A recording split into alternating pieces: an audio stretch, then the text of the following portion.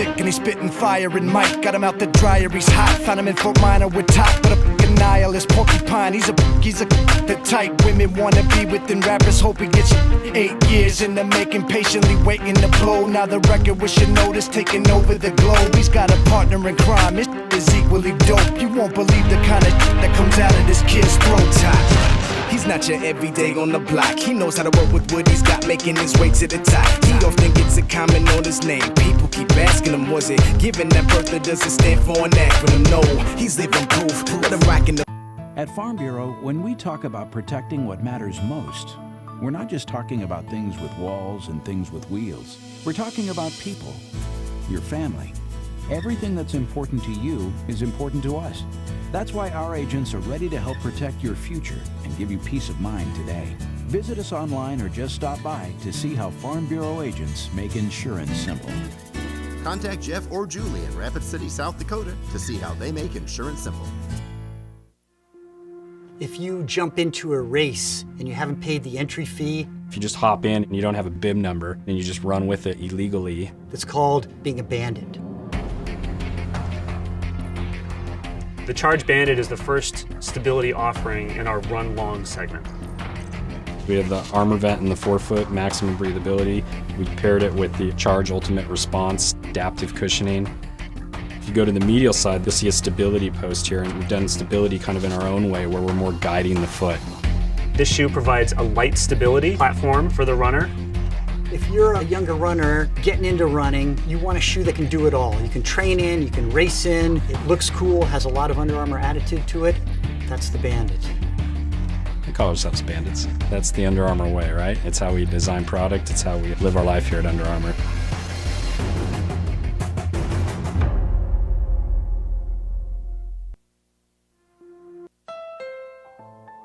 Honda knows you expect a lot from your car. But we wanted to give you even more. So we gave the Civic, the best-selling car in its class, even more horsepower. More room than ever. And a stylish new exterior. Introducing the all-new Civic, the 2016 North American Car of the Year. Nothing compares to a Honda. There's nothing more American than traveling around this great nation, enjoying the outdoors with your friends and family. Camping World is proud to have been here by your side for 50 years. With thousands of parts and accessories available, plus service at over 120 supercenters nationwide, plus an affordable RV for every budget. Camping World will proudly service you, the RV consumer, for another 50 years. Visit Camping World in Rapid City or shop campingworld.com today. Cars, jobs, a whole new level of freedom. It's what being a teen is all about. But before they fly off, you want to be sure they have the know-how to succeed, which is why there's free green teen banking service, the safe way for teens to learn how to manage money while you monitor their account. Free debit card, mobile banking, and the best way for teens to begin their financial freedom. Free green teen banking, only from Security First Bank.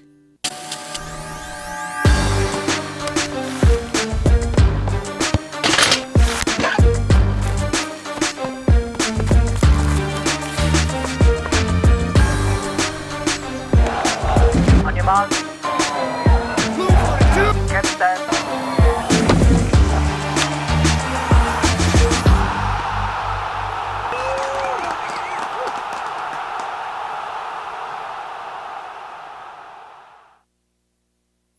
At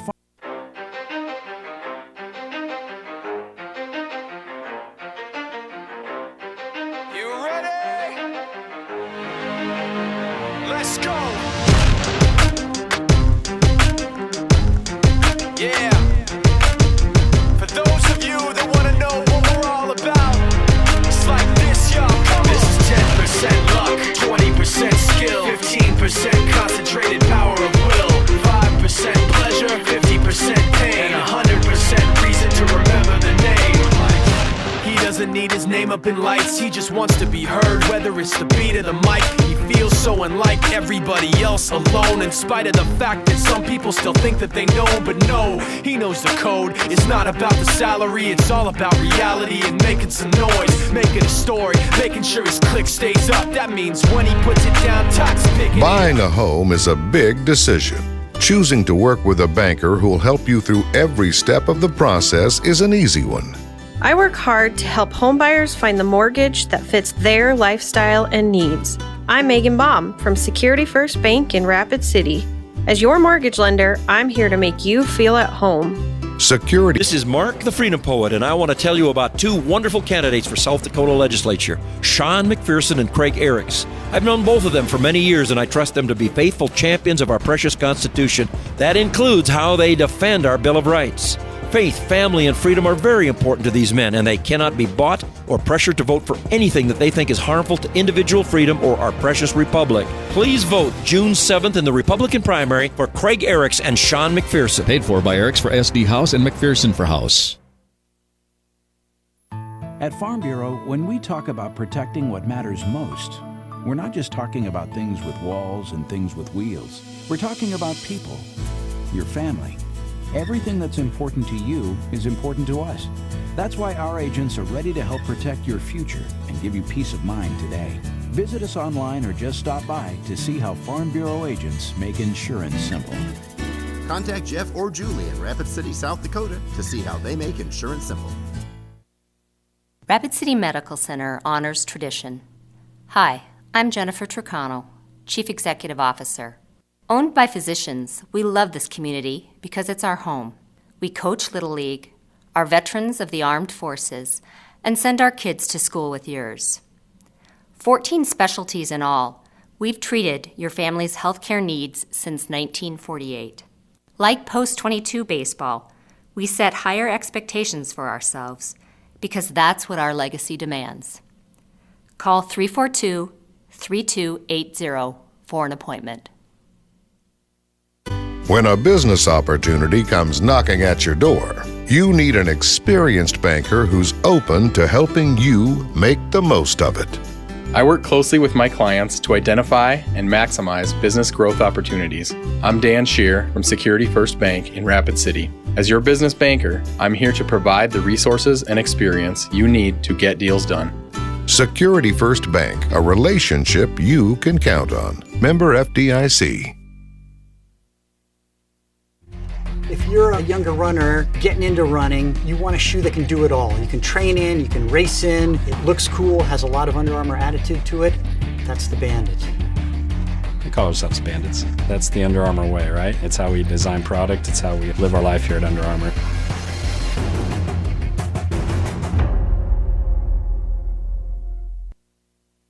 There's nothing more American than traveling around this great nation, enjoying the outdoors with your friends and family. Camping World is proud to have been here by your side for 50 years. With thousands of parts and accessories available, plus service at over 120 supercenters nationwide, plus an affordable RV for every budget. Camping World will proudly service you, the RV consumer, for another 50 years. Visit Camping World in Rapid City or shop campingworld.com today. America, Taco John's has a question for you. When did it become bad to actually enjoy breakfast? You know what I mean. Look at what you're eating. A thimble of yogurt? A bowl of twigs? Protein powder, for crying out loud? At Taco John's, it's no crime to feel like you didn't just eat. You had breakfast. We still serve the original and the best breakfast burritos this side of heaven. Hot, bold, and full of greatness. Breakfast shouldn't be a punishment. A TJ's breakfast burrito is your reward for waking up. Taco John's. Unwrap the original. When a banker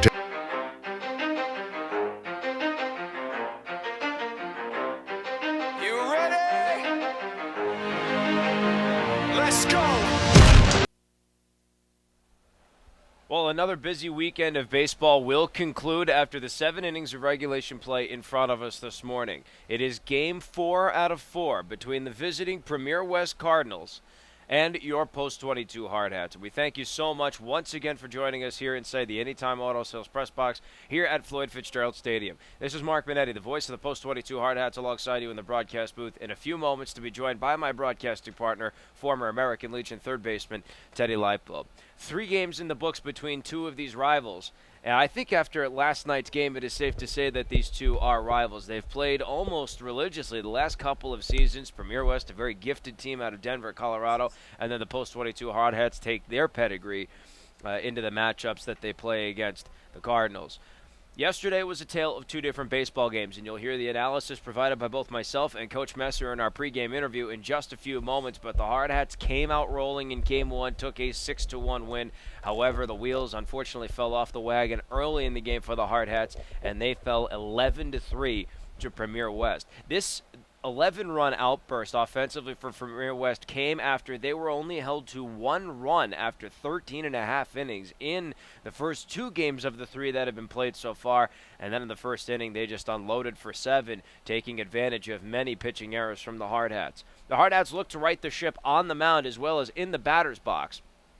They have a big start, hopefully coming up, from Brandon Susi as he takes to the mound today against Premier West. The Hardhats just had a 15-game winning streak snapped, and now they look to get back on the horse and start another one against Premier West today. We'll be right back in just a few moments, folks, but when we come back, we'll have my pregame sit-down interview with head coach and general manager Mitch Messer, and then Teddy Leipold will join me in the broadcast booth, and the two of us will walk you through the moments leading up to first pitch for our series finale between the Premier West Cardinals from Denver, Colorado, and your Post-22 Hardhats. Stick around, folks. You're listening to the official radio home of Post-22 Hardhats baseball here on ESPN Radio, Rapid City. Also streamed live on the internet at post22live.com. Takes a hands-on approach to understanding your business, then you know you can count on them to give you a hand in reaching your goals. I think the best way to know our business customers is by being their customer. I'm Kevin Dietz from Security First Bank in Rapid City. As your business banker, I go beyond the paperwork to understand the resources you need to get ahead. Security First Bank, a relationship you can count on. Member FDIC.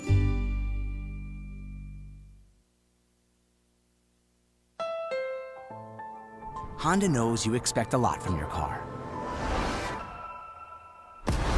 But we wanted to give you even more. So we gave the Civic, the best-selling car in its class, even more horsepower. More room than ever. And a stylish new exterior. Introducing the all-new Civic, the 2016 North American Car of the Year. Nothing compares to a Honda. Where will Auto Sales Press Box here at Floyd Fitzgerald Stadium, ladies and gentlemen. This is Mark Benetti alongside you in the broadcast booth, bringing you your continuing pregame coverage for today's series finale between the Premier West Cardinals from Denver, Colorado, and your Post-22 Hardhats. Joining us, as always, for our pregame show is the head coach and general manager of the Hardhats, Mitch Messer. And, Coach, it was a tale of two different baseball games yesterday. The simple analysis, pitching was stellar in the first game. Hardhats won. Pitching, unfortunately, wasn't so stellar in the second game, and the Hardhats lost. Outside of that simplicity, what else did you notice between the 13.5 innings played?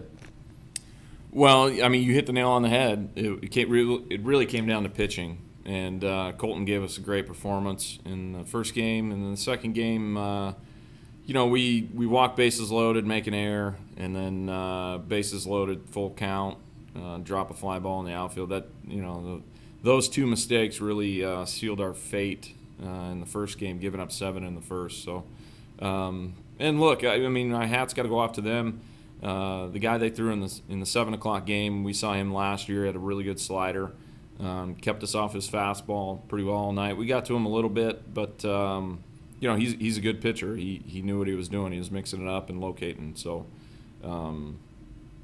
here we are. We move on to today.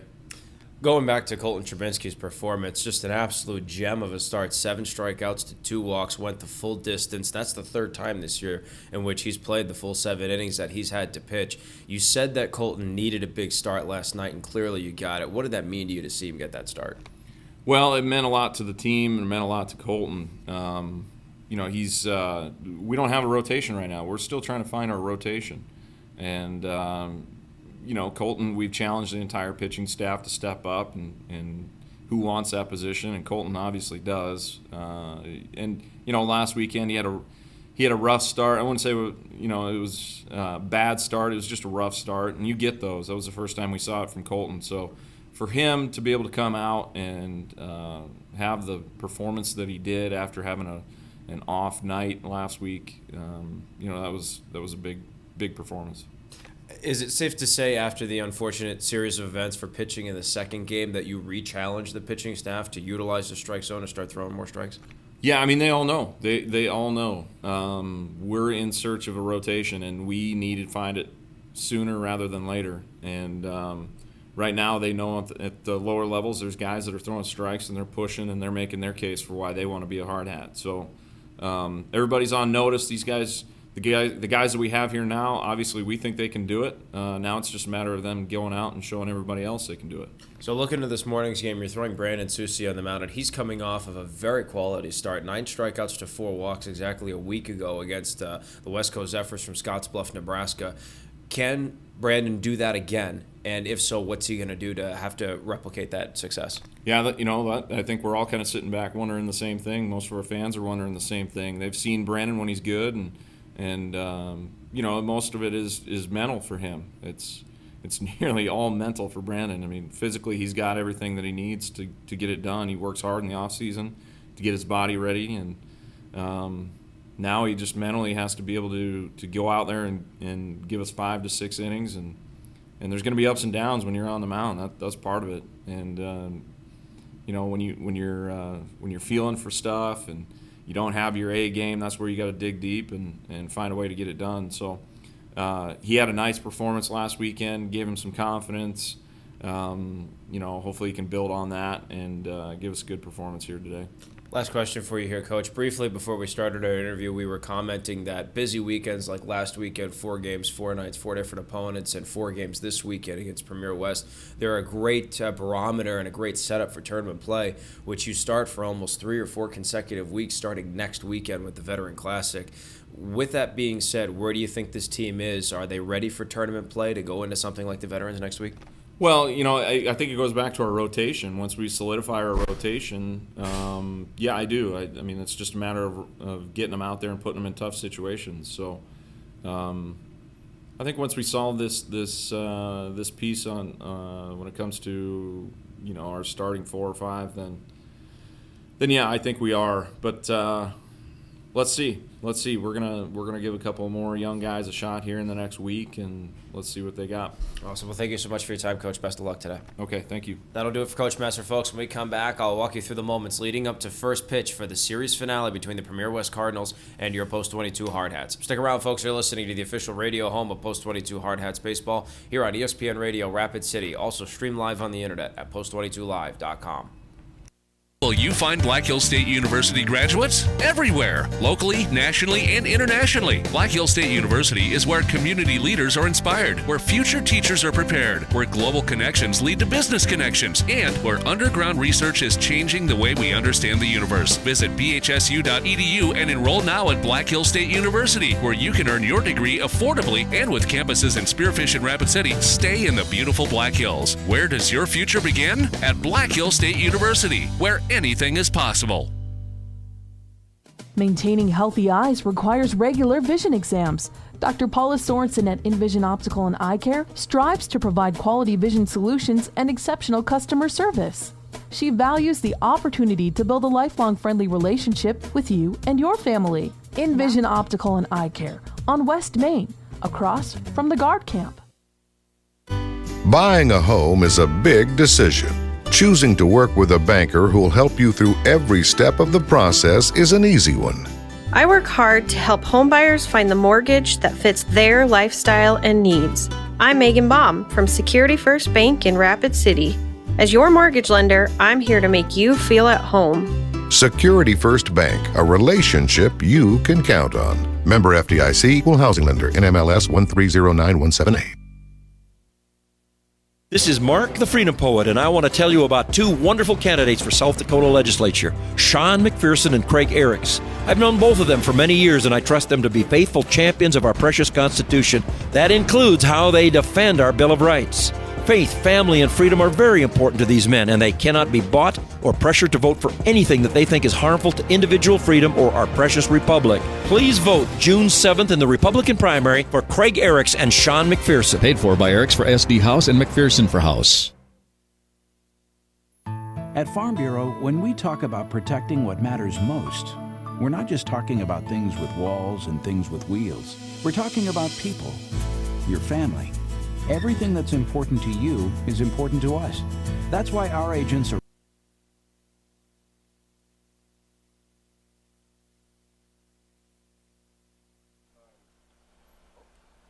Post 22 Hardhats Baseball here on ESPN Radio Rapid City is presented in the Anytime Auto Sales Press Box by SoundPro, the Physical Therapy Center, Courtesy Subaru, Pioneer Bank and Trust, Pawn With Us, Shields, Ponderosa Screen Printing and Embroidery, and Advanced Dental.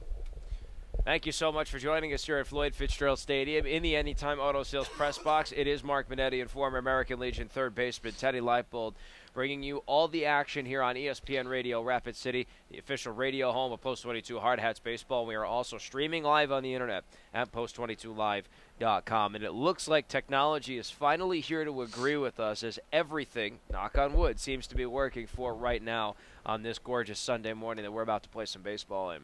Well, as I mentioned at the top of our re-entry into the broadcast, I am now pleased to announce that I am once again joined by my broadcasting partner in crime, former American Legion third baseman, formerly of Post 32 out in Bellefouche, Teddy Leipold. And as always, Teddy, it's a pleasure to have you with us here in the broadcast booth. We're going to have to savor this moment because for the majority of next week, you're not going to be here. You have wedding obligations that you need to tend to for one of your closest friends getting married in Denver. So we've got to enjoy this while we still can before you try to come back towards the end of next weekend. Absolutely. It's gonna be a fun trip. It's going to be nice. And then right after that, you're going to be gone. So these next couple weeks, it's going to just be one-man show on the mic. But we'll still squeeze a couple games in there where we're both on the call.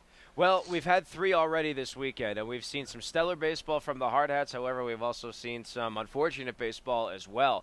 Yesterday, as you heard in my conversation with Coach Messer, was a tale of 2 completely different games. Colton Trubinsky comes on the mound for Game 1 and is just absolute dynamite for the Hardhats. 7 strikeouts to 2 walks, his 3rd win, all of them by virtue of a complete game start. And then, unfortunately, Kyle McGuire, Matt Vickers, and Holden Jackson come out, and all 3 of them combined for 3 strikeouts to 15 walks and 19 combined free base runners when you factor in walks and hit batters and errors. Completely different turn of events when you look to yesterday. But we were talking shortly after the broadcast that you reflect on what you can fix, and then after that, you get that game out of your head and you go right back to the sticks and grind. That's a game that you don't want to allow to be in your mind, in your memory. That's something that you know is not going to be par for the course for this team. That's gonna you're going to see game in and game out. And Coach Messer said it perfectly in that pregame interview. When the pitching's on, the games are good. When it's not, that's when you get in trouble. And he was already worried about it. When you allow free base runners against a very good team like this Premier West Cardinals team, that's going to come back and bite you, and that's how it was last night. It started with Kyle McGuire in that first inning, allowing those 7 runs. So you got to come out, and Brandon Soucy needs to come out and have himself a heck of a day on the mound and try and shut down this lineup. It's been shown through Cody Carlson with Colton Trubinsky that this lineup can be set down and can be dominant, and these lefties in Cody Carlson, he did well against them. So Soucy's looking to continue that success. I asked Coach one of the last questions I asked him in the pregame interview. I'll ask you the exact same one. Like you mentioned, we saw an absolute quality start last Sunday from Brandon Soucy. 9 strikeouts to 4 walks in 4 innings pitched, and he only allowed 3 hits and 2 earned runs on 77 pitches. Can he do that again today? And if so, how does he do it? Absolutely, he can do that again today, and he has all the tools. He's such a gifted pitcher, but he has to throw strikes. That's the huge, that's the big important key to today's game is can he throw strikes? Can he find the zone? Can he command that fastball? That's the big thing. If he can command that fastball, if he can hit his spots with that fastball, he'll use it to set up his other pitch, his slider, his curveball. And so that's something that we've had some troubles with yesterday. The ball was sailing on a lot of these pitchers. So hopefully Soucy can stay low in the zone and use that fastball to set up his breaking pitches. Last night in the first game, the Hardhats had 6 runs on 9 hits, not a single error in the field. In Game 2, however, it was a completely different story. 3 runs on 7 hits with 2 blemishes defensively. Teddy, we were looking so many times in the second game for a rally to get started. You said that the Hardhats constantly rely on that big inning, looking to get to the sticks and just string consecutive hits together, and there were times where the Hardhats would get quality hits, but then the runner would be stranded on second or would be stranded 90 feet away from home. Are you looking for any adjustments today in the batter's box, and if so, what are you looking for? You absolutely have to make adjustments in the batter's box. It wasn't a very good hitting game coming off that first game where they hit the ball so well, and I believe they had 6 hits and 9 runs, so it was something that, or excuse me, 7 runs.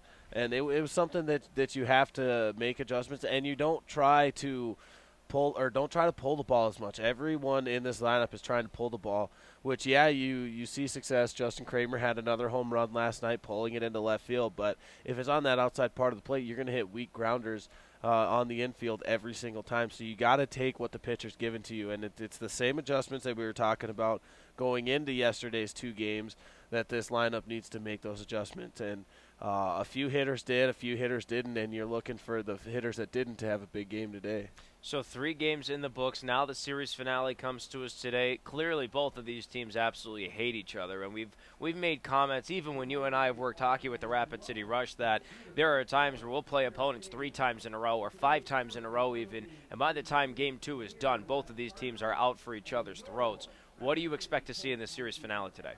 It's going to be a good baseball game. It's going to be a heated baseball game between these two. You're exactly right. These teams know each other. They, especially after Premier West came and got that win last night, that was big for them, and that just added fuel to the rivalry. You know, if the Hardhats might have went up 3-0 in this series, might not be as much tension between these teams, but Premier West is looking to make it an even 2-2 split and close out the weekend strong, but the Hardhats are also looking to take that 3-1 big series victory over Premier West, and if they do, this weekend would be a huge success with that one blemish there in Game 3.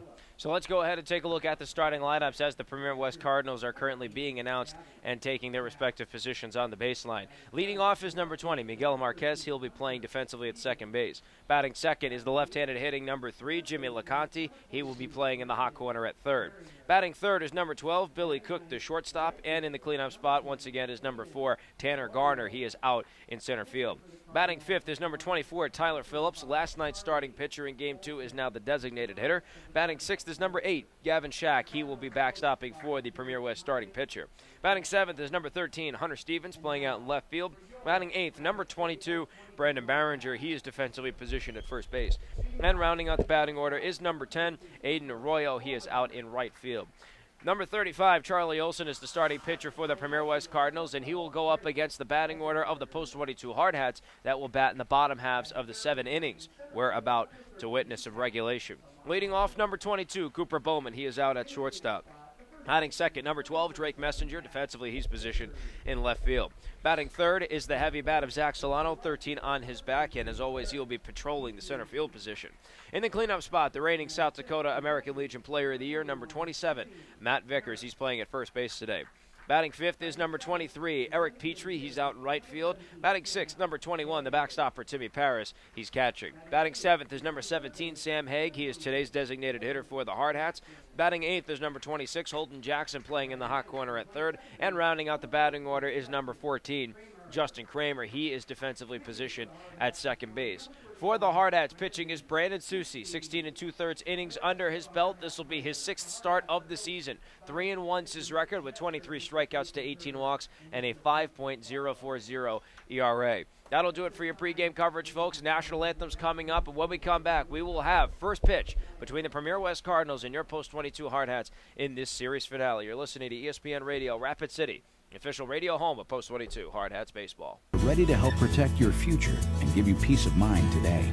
Visit us online or just stop by to see how Farm Bureau agents make insurance simple. Contact Jeff or Julie in Rapid City, South Dakota to see how they make insurance simple. Rapid City Medical Center honors tradition. Hi, I'm Jennifer Tricano, Chief Executive Officer. Owned by physicians, we love this community because it's our home. We coach Little League, are veterans of the armed forces, and send our kids to school with yours. 14 specialties in all, we've treated your family's healthcare needs since 1948. Like Post-22 baseball, we set higher expectations for ourselves because that's what our legacy demands. Call 342-3280 for an appointment. When a business opportunity comes knocking at your door, you need an experienced banker who's open to helping you make the most of it. I work closely with my clients to identify and maximize business growth opportunities. I'm Dan Shear from Security First Bank in Rapid City. As your business banker, I'm here to provide the resources and experience you need to get deals done.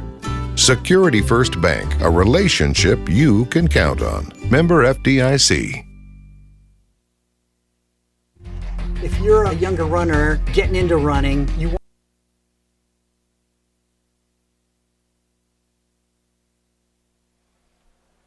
We are back inside the Anytime Auto Sales Press Box here at Floyd Fitzgerald Stadium, ready for the top half of the first inning of our final game this weekend between the Premier West Cardinals and your Post-22 Hardhats. 3 games in the books, 1 more to go, and the Hardhats have won the first 2, lost the third game in Game 2 of the doubleheader last night, and they look to avenge that loss with a strong pitching performance from Brandon Susi on the Hardhats mound. Susi will face the top 3, as always, in the Premier West batting order to start off this ball game, and that's Miguel Marquez at second base, followed by Jimmy LeConte, the left-handed hitting third baseman, and Billy Cook, the shortstop. The Premier West Cardinals will go up against the defensive alignment of the Hardhats as follows. It is Brandon Susi on the mound with that 3-1 record under his belt, with his backstopper and battery mate Timmy Paris behind home plate. At first is the reigning South Dakota American Legion Player of the Year, Matt Vickers. At second base is Justin Kramer. At shortstop is Cooper Bowman. And in the hot corner at third is Holden Jackson. Left to right in the outfield is Drake Messenger, Zach Solano, and Eric Petrie. So Brandon Susi, fresh off of a 9-strikeout to 4-walk start and 4 innings pitched last Sunday. That was against the West Coast Zephyrs from Scottsbluff, Nebraska, and the Hardhats are really looking for him to bring back another quality start. And again, his stat line across the board, 16 2/3 innings pitched. This will be his 6th game played, all of them by virtue of a start. He has a 3-1 record under his belt with 23 strikeouts to 18 walks on the season and a 5.04 ERA. Yeah, that ERA a little high for your liking. You'd like to see it go down, but he's having a good season. You'd like to see him throw a little more strikes, but that's coming into the middle part of this season. You're going to see him start to hit midseason form, and when Brandon Susi's on, he's a very dominant left-handed pitcher. He can run through these lineups, and it's going to be tough for these Premier West Cardinals hitters to keep up with him. And if Susi can find that zone and start putting hitters down, he's going to get on a roll, and you're going to just see him start really dominating and taking over this game. As far as his arsenal of pitches is concerned, Teddy, what do you find is the most effective pitch from Brandon Susi? Oh, that's a tough one. I wasn't ready for that. Probably his slider. I'd probably have to say his slider's his best pitch. He has a good curveball, but that fastball sets up that slider, and moving side to side against these right-handed hitters, it's breaking in, can jam them up. A lot of easy and routine ground balls to this middle infield as a result of that pitch. So that's definitely the one I like to see, and the one that I think is going to bring him the most success against this lineup. So Miguel Marquez leads off for the Premier West Cardinals, the 3rd consecutive game in which he has played in the leadoff hitting position. First pitch he sees for Brandon Susi, misses low for ball 1. In Game 2 yesterday, Miguel Marquez saw a lot of success, went 1 for 2 with 2 walks and a hit by pitch. He also had a 2-run RBI single. Also struck out in his final at-bat. 1-0 from Susi to Marquez is in there for strike 1. And the count quickly evens to a ball and a strike for the big Hardhats left-handed thrower. And the big mustache of the left-handed thrower out there. Yes. Gotta give a shout-out. Susi's been growing his mustache this season, and I think the bigger it gets, the better he gets on the mound. He got rid of the flow, though, so it just looks a little weird at first. But next pitch is low and away for ball 2. 2 balls and a strike now the count. That was always the MO of Brandon Susi. He'd grow out the stash, had the flow, and he sacrificed the flow to get a mohawk, just like everybody else in this Hardhats team. Yeah, well, you got to have that camaraderie between the teammates, and so he decided to cut that flow off, but it's still all right as long as it keeps that stash in play. 2-1 misses low again for ball 3. So 3 balls and a strike, the starting count here to Miguel Marquez, and he really started off a potent top half of the first inning in Game 2 of the doubleheader yesterday with a leadoff walk. That started a string of 6 consecutive batters, not only reaching base but coming around to score. 3-1 misses low and inside for ball 4. So Susi deals a leadoff walk. to Miguel Marquez. So the leadoff man is on with nobody out here in the top half of a scoreless first inning, and that is going to bring us to Jimmy LeConte, the left-handed hitting third baseman. You got to bounce back against LeConte here. You got to get strikes. We saw when you don't throw strikes what happens as a result, and that was 7 runs in that first inning. So you got to come in. You gave up that leadoff walk, get a nice ground ball, try to get this double play depth, try to get something rolling here against LeConte. First pitch misses outside for ball 1 to LeConte. 1-0 starting count. You look to game 2 yesterday, and Jimmy LeConte went 1 for 3 with a double and a run scored as well as an RBI walk. The only left-handed hitter on this entire Premier West team. So it's the only lefty-on-lefty matchup Soucy's going to have. Next pitch is swung on and hit to second. Kramer gets the stop, gets the out. No, he doesn't. He threw it wide of Cooper Bowman, and Miguel Marquez is going to take advantage of third. Unfortunate sequence of events as LeConte is safe at first, and Marquez now advances to third base. So he's 90 feet away from giving Premier West the lead, and that is a big E4 there on Justin Kramer. I think that might actually be an E6 because that ball was I think Cooper Bowman might have pulled his head before trying to turn this double play before he slot into his glove. So we'll have to check with the official score on that one. But that's tough. That's a double play ball that you need to get off. Soucy got that ground ball like he needed, but these errors, you can't be doing that. That'll hurt you every time. So now Tanner Garner, the cleanup hitter, comes up with nobody out and men on the corners. And the first pitch from Soucy is a curveball. That's in there for strike 1. My apologies. Billy Cook is up next. Jumped the gun on the scorebook there. No balls and a strike, the starting count here to Billy Cook. Very low condensed stance he has in his right-handed batter's box. 0-1. Swung on and hit up the middle of Cooper Bowman. He gets the stop. 6, 4, 3, double play. And this time the Hardhats roll it. However, with that double play, Marquez scores from third. So it's an RBI ground out into a double play for Billy Cook, 6-4-3. And once again, Premier West takes the early lead. It's 1-0 with now 2 outs here in the top of the first. Well, that was a big double play right there. You will give up that run for to get those 2 outs you'd like to have gotten out of this inning with no runs across, but now you clear the bases with 2 out, and you were correct. I'll have to give you some props. It was the E4 there, so a nice job on the clairvoyance points for Mr. Benetti over there. First pitch from Soucy to Tanner Garner now is strike 1, 0-1 the count. If at any point we need to question whether or not I'm right, we go to Rule 1 of broadcasting, which is the play-by-play guy is right, and Rule 2 is refer to Rule 1 if you have any other questions. Oh man, that's a little thick for me this morning. Next pitch from Soucy misses low for ball 1. Ball and a strike now the count. No, I'm just kidding. If I ever am wrong, you have full reign to correct me if that is. Well, it's still my birthday weekend, so I'm still gonna play that card a little bit. So I might get to be right at least 3/4 of the time. Here comes the 1-1 to Garner, and that's in there for strike 2 from Soucy on a fastball. Ball and 2 strikes now the count. Soucy's looking for a big K. It would be his first one in the start, and it would also conclude the top half of the first. Garner last night in the second game went 2 for 4. With 2 singles, one of which was an RBI single, also came around to score once. 1-2 from Soucy. Swung on and just fouled. And the count will hold at a ball and 2 strikes. There's that slider again against his right-handed hitters. It's coming in on him.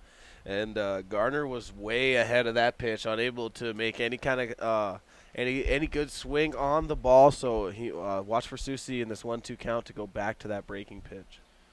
Bases are empty, 2 outs top of the first. Here's the 1-2 from Soucy. Swung on it, hit right up the middle to short. Bowman gets it on the hop throw to first, is in time, and that is going to do it. Well, the Premier West Cardinals do plate 1 run. However, they did not do so on a hit. 1 defensive error for the Hardhats. Nobody left on the base path. At the end of a half an inning, Premier West has an early 1-0 lead over your post-22 Hardhats. And now for the first time in this game, the home side will transition from defense to offense. Cooper Bowman leads off, followed by Drake Messenger and Zach Solano. We'll be back with that and more here on the official radio home of Post-22 Hardhats Baseball on ESPN Radio Rapid City. Also stream live on the internet at post22live.com. You want a shoe that can do it all. You can train in, you can race in, it looks cool, has a lot of Under Armour attitude to it. That's the Bandit. We call ourselves Bandits. That's the Under Armour way, right? It's how we design product. It's how we live our life here at Under Armour.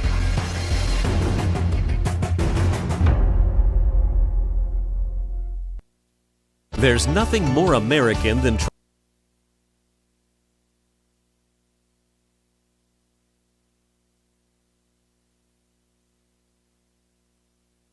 Hardhats Baseball here on ESPN Radio Rapid City is presented to you in the Anytime Auto Sales Press Box by SoundPro, the Physical Therapy Center, Courtesy Subaru, Pioneer Bank and Trust, Pawn With Us, Shields, Ponderosa Screen Printing and Embroidery, and Advanced Dental. Well, the Hardhats take to the sticks for the first time in this ball game, and they are led off by Cooper Bowman, followed by Drake Messenger and Zach Solano. The Hardhats batting order will face Charlie Olson, the starting pitcher for the Premier West Cardinals, and the defensive alignment around him as follows. It's Olson on the mound with Gavin Shack as his battery mate and catcher. At first is Brandon Barringer. At second is Miguel Marquez. At the shortstop position is Billy Cook. And in the hot corner at third is Jimmy LeConte. Left to right in the outfield is Hunter Stevens, Tanner Garner, and Aiden Arroyo. So Cooper Bowman is the first gentleman up for the post-22 Hardhats, and what a threat he has become at that leadoff position. Unfortunately, just batting under 300. He's now at 297. Came into the weekend, I believe, hovering around 314, 315. But nonetheless, he has put in a solid body of work here for this Hardhats club, batting in the one spot. He's done a nice job, and we're going to see him in there for the time to come, and especially from here on out. I think he's found a spot there for the rest of the season, but an 0-for-4 performance yesterday. Cooper Bowman's looking to get a couple hits today, try and tie this game here in this first inning. First pitch he sees from Charlie Olson's in there for strike one. No balls and a strike to starting count here for Cooper Bowman, and as Teddy mentioned, he went 0-for-4 last night with a strikeout. In the first game, however, he went 1-for-3 with an RBI single, and quickly watches his count even to a ball and a strike as that next pitch missed the zone. These Premier West pitchers don't like me very much. They don't want to let me get a word in. They're working real quick. Olson coming in and throwing a lot of pitches. 1-1 is swung out and hit high in the air to shallow right field. Underneath it is Arroyo, and he makes the catch. So an F9 in the scorebook starts off the offensive entries for the Hardhats. 1 up, 1 down here in the bottom of the first, and that's going to bring us to Drake Messenger. Drake Messenger has not played since Game 1 of this series. That was back on Friday night when the Hardhats won 2-0. So he's coming in, fresh legs out there and left and fresh legs at the plate. So look for Drake to get something going. He's coming in wanting to prove something here, and he's one of the leaders on this team, one of the older gentlemen, and he's going to come in and wants to lead him to a win. Messenger looks at a first pitch strike inside, comes into this at bat, batting .316. His next pitch is swung on and hit up the middle. Stops made by Marquez at second. Throw to first, though, is in time. So quickly, 2 up, 2 down offensively for the Hardhats, and that'll bring up the big bat of Zach Solano, who has now been held hitless in 5 consecutive games. He is looking to get his first hit, and it would come with 2 outs here in the bottom of the first, should he accomplish that. Zach Solano, he's such an important, such a big bat in this lineup. He needs to come through and get a hit. Needs to bust out of this slump here, and he's looking to do that in his first at bat. He needs a monster game to really get him back on track and really get his production back to the astronomical numbers that we saw early on. 3 batters in a row, a first pitch strike dealt from Charlie Olson. 0-1 the count to Solano, and his next pitch just misses low and away for ball and a strike.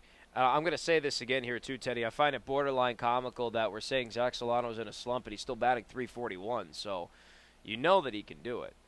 1-1, misses up high on a check swing. That's ball 2, so 2 balls and a strike. Now the count to Solano. Well, when his batting average was a little over 400, when he started the slump, you tell it's a slump, but for this young man, of course, he's such a great hitter, and he'll find a way out of it. 2-1 is swung on and hit to short. Billy Cook gets the stop. Throw to first is in time, and that is going to do it. So unfortunately for the Hardhats, it's a 1-2-3 inning offensively, which means no runs, hits, errors, or anybody left on base. 1 full inning in the books here at Floyd Fitzgerald Stadium, and the Premier West Cardinals maintain their 1-0 lead. To the top of the second we go. Brandon Soucy will face Tyler Phillips, the DH, followed by Gavin Shack, the catcher, and Hunter Stevens, the left fielder. We'll be right back with the top half of the second, folks, here on the official radio home of Post-22 Hardhats Baseball, here on ESPN Radio Rapid City. Also streamed live on the internet at post22live.com. Traveling around this great nation, enjoying the outdoors with your friends and family. Camping World is proud to have been here by your side for 50 years.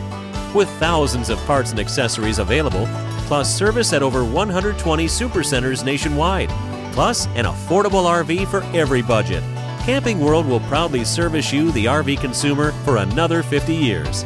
Visit Camping World in Rapid City or shop campingworld.com today. America.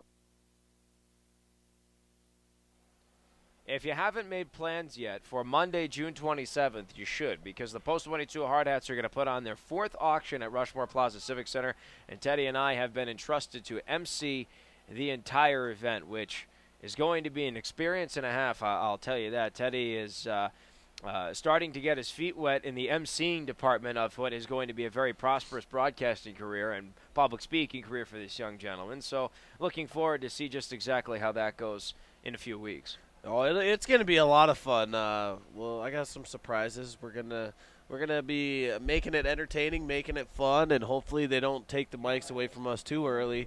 I mean, hopefully they'll ask us to come back once again. That'll be nice, and maybe Coach Messer won't have to step in and sub out, so we can try it and keep it light and have some fun. You have surprises. Do I dare ask what kind of surprises? Well, then they wouldn't be surprises.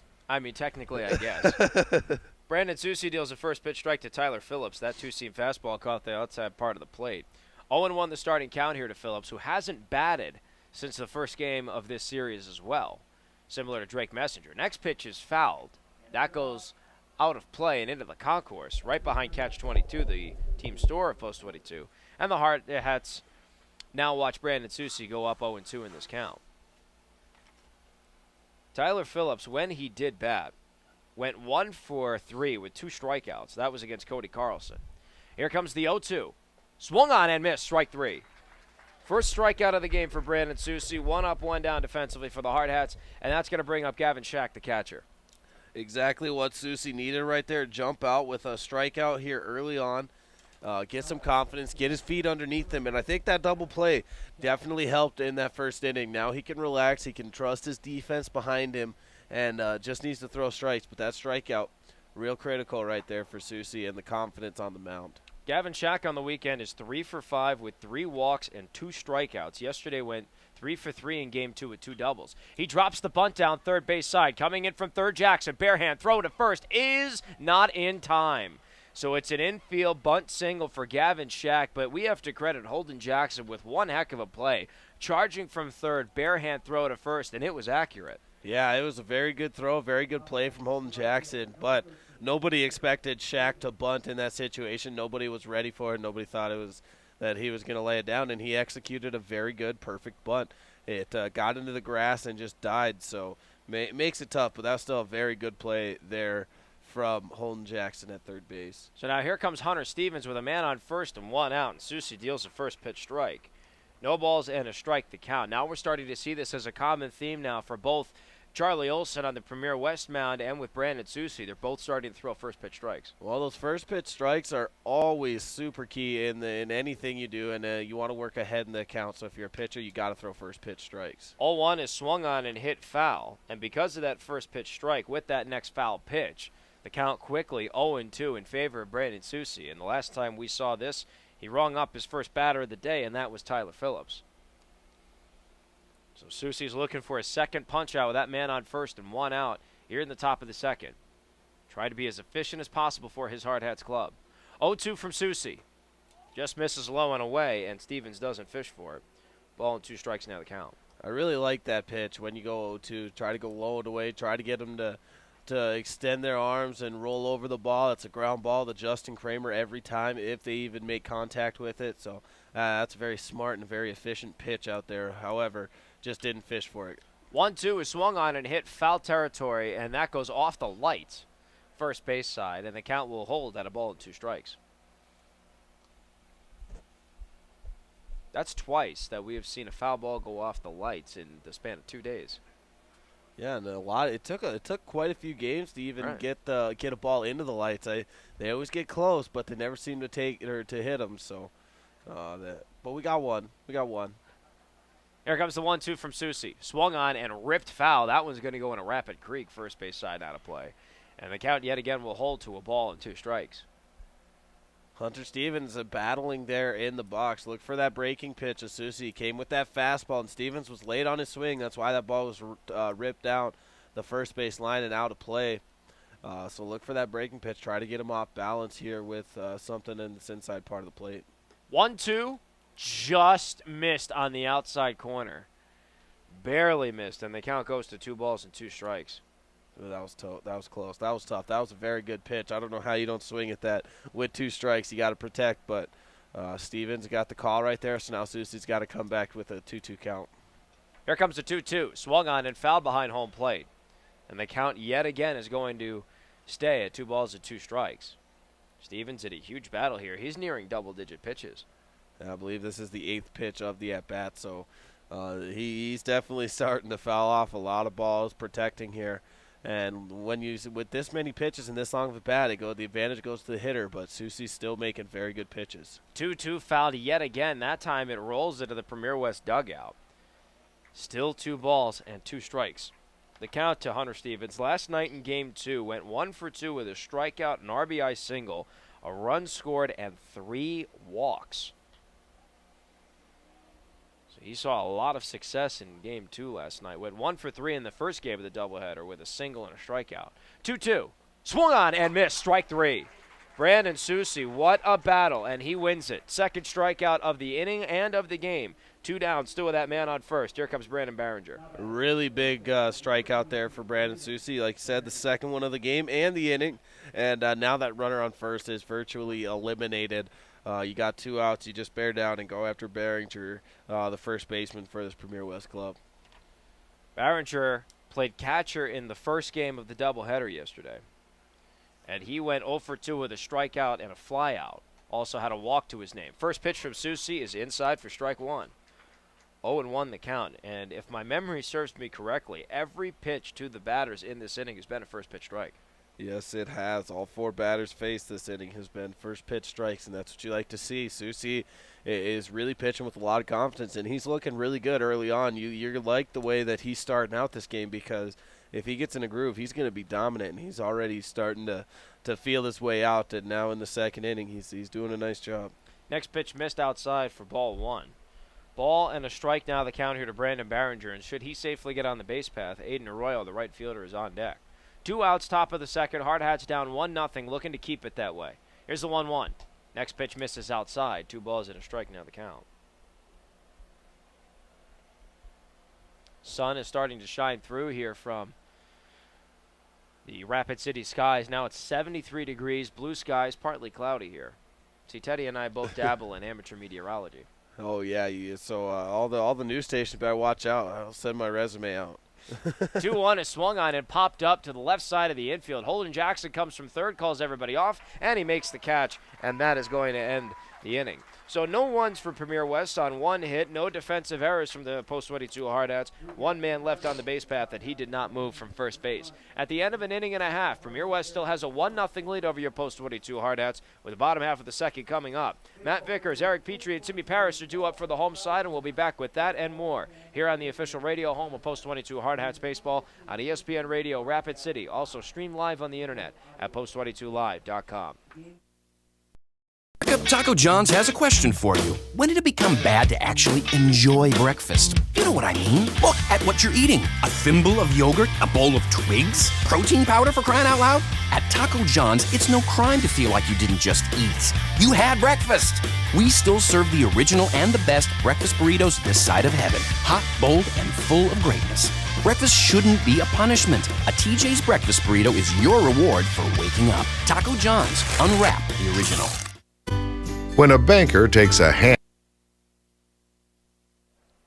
For all the hockey fans listening into this early morning broadcast of what we hope is going to be some great baseball today, what we know can be great baseball today, Game 6 of the Stanley Cup Final is tonight. And with it still being hockey season, we hope that all of you have either thought about or looked into or even got your Rapid City Rush season tickets for next year. Tickets are starting as low as $10 per game. And we're going to have such a great season ahead of us. We have 2 brand new teams coming to Rapid City. That are the Reading Royals from Pennsylvania. And 2 years ago, the Eastern Conference champion, South Carolina Stingrays, coming all the way from Charleston. So this is going to be one heck of a season filled with some new opponents for the Rapid City Rush. On the road, they're going to play against the Toledo Walleye and the Cincinnati Cyclones for the first time ever, too. So a lot of great things happening for this Rush club. Be sure to tune in on June 16th. That's when we can start announcing players. So keep your ear low to the ground for who will be returning and who will start wearing a Rapid City Rush R on their chest. Matt Vickers looks at a first pitch strike from Charlie Olson, the starting pitcher for the Premier West Cardinals, and he starts behind 0-1. Well, since it's hockey season, let's hear a prediction for tonight between the Sharks and Penguins, Game 6. Give me your expert opinion here. Vickers looks at strike 2 on the outside corner for an 0-2 count. I think the Sharks are going to force Game 7. Oh, yeah, you told me that last night. I don't know if they can do it. I think Pittsburgh's going to close it out here. 0-2 to Vickers. Fastball misses up high, and that'll push his count to a ball and 2 strikes. I think San Jose on home ice for the final time in the year. I think the SAP Center is just going to be jumping in San Jose. 1-2, another fastball misses up high. A lot of pop on that from Olson, though. 2 balls, 2 strikes to count. Well, that definitely could. In San Jose, that's definitely an advantage for the Sharks, of course, without being said. But I think Pittsburgh's just too fast, got too much for him. 2-2 to Vickers, swung on and missed, strike 3. So that is the first strikeout in this start for Charlie Olson. Leadoff man is down for the Hardhats 2 innings in a row, and that's going to bring up Eric Petrie with nobody on the base path and 1 out here in the bottom of the second. And that's now the first 4 hitters consecutively are sent down. So you want to see something started in. Eric Petrie, he's been on such a tear lately. He's looking to lead this team offensively, and he has been in the last few games. So you're looking to him to get something going and break this. Eric Petrie looks at ball 1 for his first pitch. He has the 3rd best batting average on the team at .440 with a .561 on base percentage. And the next pitch that he sees misses low and away. 2 balls, no strikes, his starting count. He'll be followed up by Timmy Paris, and that will round up the 3 gentlemen due up in this inning as Vickers was already punched out at the plate. Eric Petrie is now at the plate. Hardhats looking, as Teddy said, to get something rolling here offensively. 2-0 is swung on and turned on to left field. Ball has some distance on it. It is high, it is far, and it goes all the way off the wall. Petrie is rounding first and heading to second. So he has a stand-up, 1-out double. And that's going to bring up Timmy Paris with a chance to knock him in and tie this game as the Hardhats still trail 1-0, but now have a man in scoring position. Oh, man, Eric Petrie just keeps getting robbed. That ball I thought was gone as soon as it left his bat, but it just went off the wall there. And nice job there by him. Like I said, he was getting something started, and now Timmy Paris wants to trade places with Petrie. Base hit here will score him, and if you can get something in the alleyways, then you can put yourself in scoring position as well. Timmy Paris comes into this at-bat with a .389 batting average. He has Eric Petrie on second with 1 out, and his first pitch catches the inside part of the plate for a strike 1. 0-1 the starting count here to the right-handed hitting Timmy Paris. Backstopping for the Hardhats. Now seeing the batter's box for the 17th time out of what are now 25 games the Hardhats have played. Runner is checked, and then Olson steps off the mound, so Petrie retags second and goes back to taking his lead. No balls and a strike to count here to Timmy Paris. Here's the 0-1. That's low and inside. Ball's blocked, however, in front by Gavin Shack. And that'll even the count at a ball and a strike. And Timmy Paris, he's another gentleman that's been seeing the ball really well, making very good contact with it. Even if he doesn't get a hit, everywhere he hits is a hard hit ball. So you're looking for him to try to put something here in the outfield, at least advance Eric Petrie, but you'd like to see him get on base and hopefully pick up this RBI in Petrie on second base. 1-1 misses low. 2 balls and a strike now the count here to Timmy Paris. And on deck is Sam Haig. He is the designated hitter for the Hardhats today. Batted in both games as well. Once as the DH, the other one as the catcher. He backs up Timmy Paris in the backstopping role. 2 balls and a strike to count here to Paris. Petrie's on second, 1 out. Next pitch is swung on and hit high in the air, but it is foul, and it will go out of play. And the count now evens to 2 balls and 2 strikes for Timmy Paris. Kind of getting a new life there. He was a little late swinging on that and got a little under that pitch. So now with the 2-2 count, you got to protect, got to shorten your swing, and, of course, you want to put that in play. But Timmy Paris, a very good hitter. He's not going to get cheated. He's going to still look for his pitch that he can drive into the outfield. 2 balls, 2 strikes the count from Charlie Olson. Deals the 2-2 to Paris, and that missed low and away for ball 3. Count goes full for Paris. The first payoff pitch here for Olson on the mound. It'd be interesting to see, and this is what you like. This is a quality at bat for Timmy Paris. You like to see this, and you want to see that pitch count keep rising. more and more as the game goes on, so you want to get him out of the game. Payoff pitch is turned on the left. Ball has some distance. It is high. It is far. It is gone. It's a 2-run home run for Timmy Paris with one out here in the bottom of the second, and the Hardhats now have a 2-1 lead over Premier West. Huge at-bat right there for Timmy Paris. He turned on that ball, and there was no question as soon as that left his bat. That was out of here, and a 2-run shot. Timmy Paris, his second of the season. You're seeing a lot of guys picking up their second. Now Petrie, Paris, Kramer all tied with 2 on the season. They're looking to catch up to these big bats, and this is huge. This is a big momentum boost here in the bottom of the second for the Hardhats. 2-1 now leading this ball game. 9 out of the last 11 games, the Hardhats have had someone go a yard, and now Timmy Paris, the most recent one. What a hit that was to left. And now the Hardhats are on top, 2-1's the score. That'll bring up Sam Haig. And the first pitch to Haig is up high for a ball 1. 1-0 the count to Sam Haig, who comes into this at-bat batting .313. Saw some success yesterday, doubled last night, went 1 for 4 in the second game of the doubleheader, and quickly looks at ball 2.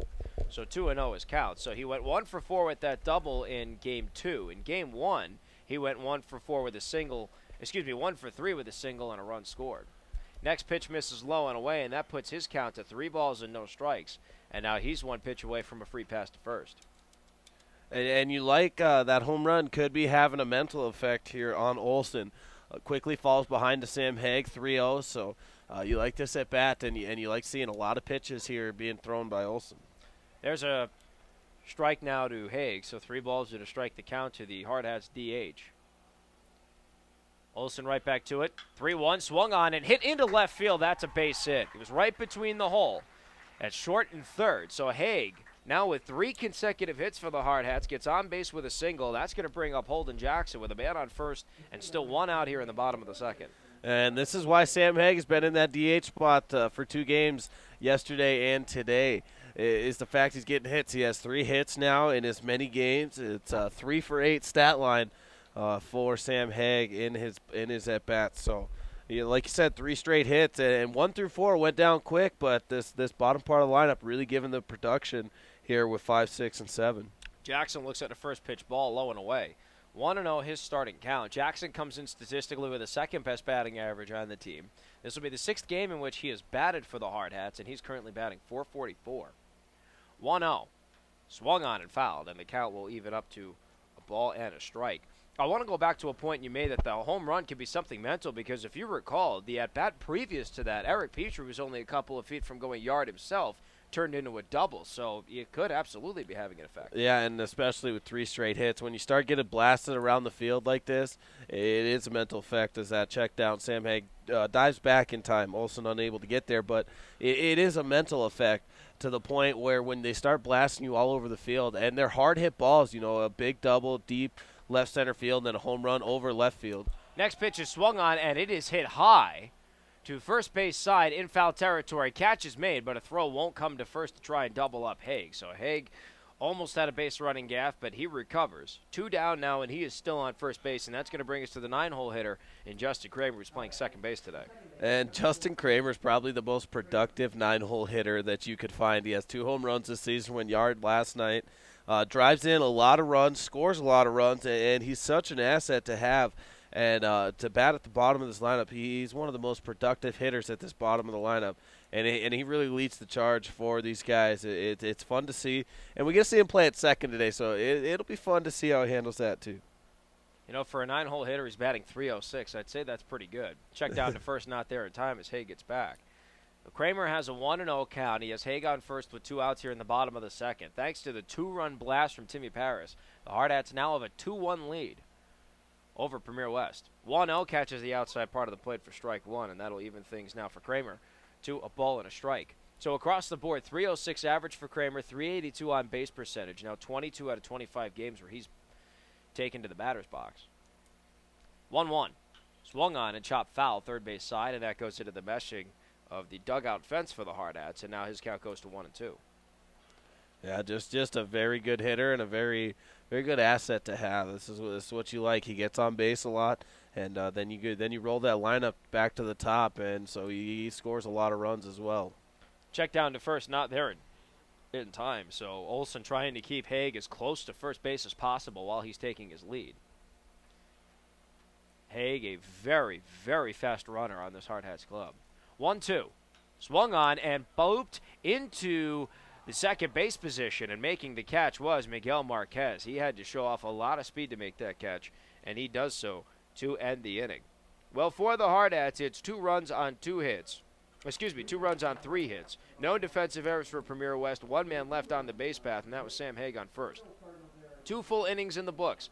And the Hardhats now have a 2-1 lead over the Premier West Cardinals thanks to the 2-run blast to Timmy Paris. To the top of the third we go. Brandon Soucy will face the 9-hole hitter in Aiden Arroyo, and then we'll go back to the top of the order to Miguel Marquez and Jimmy LeConte. We'll be right back, folks, here on the official radio home of Post 22 Hardhats Baseball here on ESPN Radio Rapid City. Also stream live on the internet at post22live.com. Hands-on approach to understanding your business, then you know you can count on them to give you a hand in reaching your goals. I think the best way to know our business customers is by being their customer. I'm Kevin Dietz from Security First Bank in Rapid City. As your business banker, I go beyond the paperwork to understand the resources you need to get ahead. Security First Bank, a relationship you can count on. Member FDIC.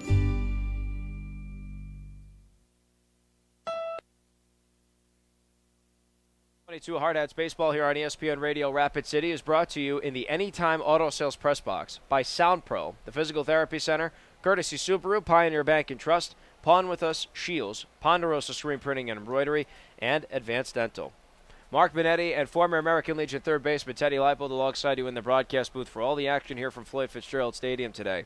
Hardhats now have a 2-1 lead over Premier West Cardinals in their series finale. 4th game this weekend. Both of these teams will play head-to-head.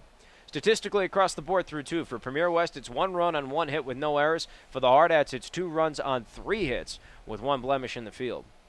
Brandon Soucy back to the bump to take on Aiden Arroyo, and his first pitch misses low and away for ball 1. 1-0 the starting count to Arroyo. He played in the second game last night, had a 2-run RBI single, and went 2 for 5 overall on the evening with 2 singles. 1-0. That misses low and inside for ball 2, so quickly Soucy's behind 2-0. Timmy Paris with a big 2-run blast in the bottom half of the second inning gives the Hardhats their first lead of the day. Here's the 2-0. That one's in there for strike 1. Soucy battles back. 2 balls and a strike, now the count to Arroyo.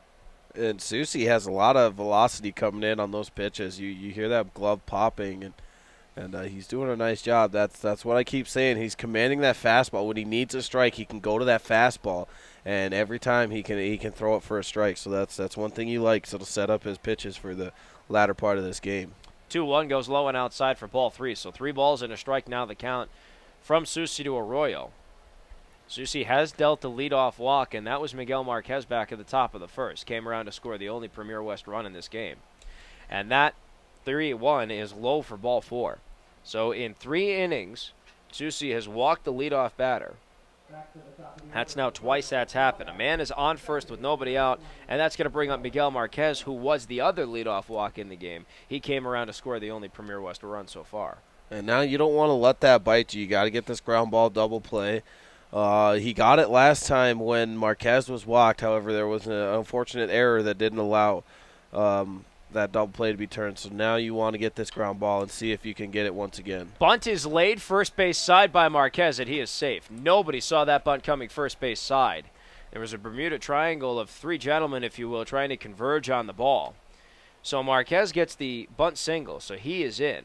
And that's going to bring up Jimmy LeConte, the lefty hitting third baseman, with men on first and second and no one out here in the top half of the third.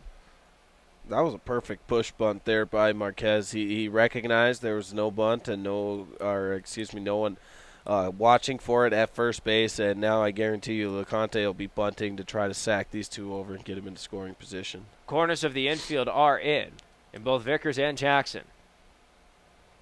First pitch from Soucy, swung on and hit foul. And that goes first base side on a chop. No balls and a strike. The starting count here to Jimmy LeConte, who reached on an error the last time he was up. But that's the error you were talking about, Teddy, where LeConte could have grounded into a double play and he didn't. Wow, they might let LeConte swing away here. That's really interesting to see. Well, at least Holden Jackson is on the lip of the grass at third. Vickers goes back to his normal defensive position at first. 0-1 to LeConte, misses high and inside, and that'll even things to a ball and a strike. I am just as perplexed as you are, though, because you'd like to think in what's a tight game, you'd play some small ball to advance both runners to scoring position.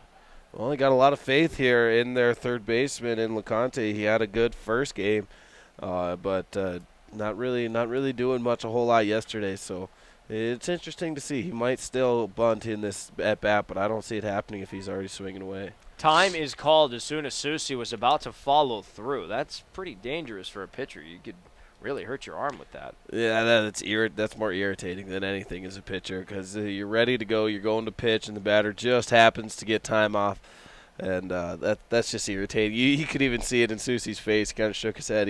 No pitcher likes that. 1-1. Swung on and ripped into left field. That's a base hit. Messenger gets the stop, and he gets his throw really quickly into the infield. So everybody advances 90 feet. The bases are now loaded, and that's going to bring up the shortstop, Billy Cook, with no outs here, still in the top of the third. So a huge jam for Susi. This will really test his mettle to see if he and the Hardhats collectively can get out of it. And that's why they let LeConte swing away right there. So obviously, the coaches know this team a little better than we do, so we're speculating. But you got these corners in. You're still going to try and get an out at the plate, because if you can get an out at the plate here and Cook, then that double play ball could get you out of the sitting with no runs across. Corners of the infield are in, and Susi deals a first pitch strike to Cook, who grounded into a double play the last time he was up. RBI double play, that is. Next pitch catches the outside part of the plate for strike 2 on an off-speed pitch. No balls and 2 strikes to count. Susi's already rung up 2 in this game. He's looking for a huge third strike. Bases are loaded, nobody out. 0-2, swung on, and it's hit to second. Stops made by Kramer. 4, 6, 3, double. No, they're not going to give it to him. He was safe at first. So it's an RBI, 4-6 fielder's choice for Premier West and Billy Cook. And now the game is tied at 2 runs aside. Real tough right there. You want to see those 2 outs get across, but double play ball still could end it, so you have another shot. Susi getting a lot of ground balls here, but you have another shot to try and get out of this with the double play ball. However, the only 2 runs scored for Premier West are both those leadoff walks, so those walks coming back to bite you. That's why you got to limit putting that leadoff man on and putting man on for free. So now 1 out and men on the corners. And the next pitch is swung on and hit by a diving Cooper Bowman and into left for a base hit. So there is a 1-out RBI single for Tanner Garner. And now Premier West is back on top. 3-2's the score, still with 1 out and men on first and second here in the top of the third. This is just a very good game between these two clubs. Getting hits, 7 hits between them in the first, 2 in the third. So this is going to be tough for these pitchers. I don't think we're going to be seeing this pitching duel continue through this game. It's going to be a hitting game between these 2 teams. Tyler Phillips was the first of 2 strikeouts from Brandon Susi in this game, and the first pitch from Susi is ball 1. 1-0 the count to Tyler Phillips with that strikeout. Tanner Garner on first with an RBI single. On second, Billy Cook rounded into an RBI fielder's choice, but was safe on the base path. 2 runs played in this inning for Premier West. 1-0 misses high and away. 2 balls and no strikes now the count to Phillips. As it stands right now for Premier West, it's 2 runs in this inning on 2 hits. No hard hat errors just yet. Susi looks into Paris for the sign and gets it. Checks both runners at first and second. Here's the 2-0. Swung on and chopped foul, third base side. And the count now goes to 2 balls and a strike. Real nice pitch there, that off-speed pitch up in the zone. You got to be careful throwing it up there because it will flatten out, and it's an easy pitch to hit. But Phillips way ahead of that pitch, couldn't locate that spin early enough, and just chopped it down the third base side foul. So now Susi getting on the board technically with that strike is looking to continue this and get a couple more. 2-1 is fouled off, and now the count is even at deuces. 2 balls and 2 strikes now. From Susi to Tyler Phillips. And again, Tyler Phillips was the first of 2 strikeouts Susi's issued in this game. He's looking to replicate the success he's had against Phillips. Ring him up for a second time, and that would be a very key second out still with men on first and second here in the top of the third. Hardhats down 3-2, looking to limit the damage here. 2-2 from Susie to Phillips. Swung on and fouled just barely. And the count will hold at 2 balls and 2 strikes. And that's just about the perfect pitch you can throw in that situation to get the strikeout. And I don't know how Phillips even made any contact with it. That was the same pitch that he struck out on the first time. So you gotta like the call from Timmy Paris right there behind the plate, and look for Susie to go once again, try and jam him up inside, get a weak ground ball, and get this double play or get the strikeout. Runner goes from second to third. Next pitch is swung on and hit in the air to center field. Underneath it is Solano, and he makes the catch. Solano's going to throw to second, and he gets the 8-4 double play, and that is going to end the inning. So the Hardhats limit the damage. However, they do give up 2 runs on 2 hits with no errors and 1 man left on the base path. And at the end of 2.5 innings, they once again trail in this game. However, it's very tight. 3-2 is the Premier West lead. Back to the top of the Hardhats order we go here in the bottom of the third. Cooper Bowman, Drake Messenger, and Zach Solano due up. We'll be right back, folks, here on the official radio home of Post 22 Hardhats Baseball here on ESPN Radio, Rapid City. Also stream live on the internet at post22live.com. Honda knows you expect a lot from your car. But we wanted to give you even more. So we gave the Civic, the best-selling car in its class, even more horsepower. More room than ever. And a stylish new exterior. Introducing the all-new Civic, the 2016 North American Car of the Year. Nothing compares to a Honda. Where will you find Black Hills State University? To the bottom half of the third inning we now go. And the Post 22 Hardhats in a back-and-forth duel right now trail 3-2 to the Premier West Cardinals. After 2.5 innings of play statistically across the board, for Premier West is 3 runs on 4 hits with no errors, and for the Hardhats it's 2 runs on 3 hits with 1 blemish in the field. And we do have to correct the statistical recap of the top half of the third there. It was 2 runs on 3 hits. I forgot that there was a bunt single up there from Miguel Marquez. So 2 runs on 3 hits, no errors, and a man left on the base path, and he was on first. 3-2 is the Premier West lead, and we now go back to the top of the Hardhats order with Cooper Bowman, Drake Messenger, and Zach Solano, all of which are combined 0 for 3 in this game. We're broadcasting for the Anytime Auto Sales Press Box here at Floyd Fitzgerald Stadium, and by we, I mean Mark Benetti, the voice of the Post 22 Hardhats, and Teddy Leipold, former American Legion third baseman, formerly of Post 32 out in Belle-Fourche. We're here for all the festivities this weekend, heck, for all season long. We are very proud to be affiliated with this organization and with ESPN Radio for a second consecutive season, broadcasting the best baseball Rapid City has to offer. First pitch to Cooper Bowman from Charlie Olson is up high for ball 1. Want to know the starting count here to Bowman, who flew out to right field the first time he was up in this game. 1-0 is hit foul, and that will go into the concourse. Count will now go to a ball and a strike. Yeah, Cooper Bowman still looking for his first hit of this game, and he wants the production that has been shown from the bottom part of the lineup. And I think that one just broke the fence over there. That was another foul ball, and I think I see the wood panel just taken out right there. That was a hard hit ball. Yes, it was. I completely agree with you. So now a ball and 2 strikes the count to Bowman, and Olson deals the pitch. Curveball did not break into the zone. Had a sick bend to it, though, but it missed. So 2 balls, 2 strikes the count. Yeah, it just barely missed. That was a close one. So that was another ball, the curveball that's hanging up there. That's a ball you can hit very far, so look for Bowman to do something. 2-2 is swung on and hit in the left field, and that's going to drop for a base hit, left center field. So now Bowman's on with a leadoff single. That's his first hit of the ball game. He's now 1 for 2, and that's going to bring up Drake Messenger, who's 0 for 1, grounded out to second base the last time he was up.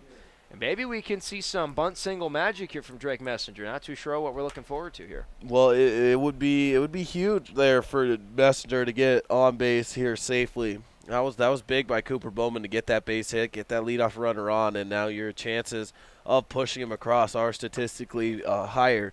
So now Drake Messenger, a very, very gifted hitter and a very good tool to have. Check down to first for the second time is not there in time. Cooper Bowman is safe. So he stays on first. Charlie Olson, the starting pitcher for Premier West, trying to keep him as close to first base as possible with his lead. Drake Messenger 0 for 1, also looking for his first hit in the ballgame. Olson deals. Messenger showed bunt. The pitch, however, was low and away for ball 1. I could be getting some major clairvoyance points here if Messenger goes for bunt single magic. Might be a sacrifice bunt just to get him in scoring position. That is true. I don't know if he's bunting for a hit. Next pitch is dropped down. They're saying, however, that it's a foul ball as the ball hit home plate. So ball and a strike. Now the count is even for Messenger. Yeah, that's tough right there. You just got right over top of the ball when you're trying to bunt it. And as soon as it hits the plate, of course, that's dead. So now Messenger has one more shot to try and get this bunt down. And if he can push it into a good spot, he might be able to get it for a single.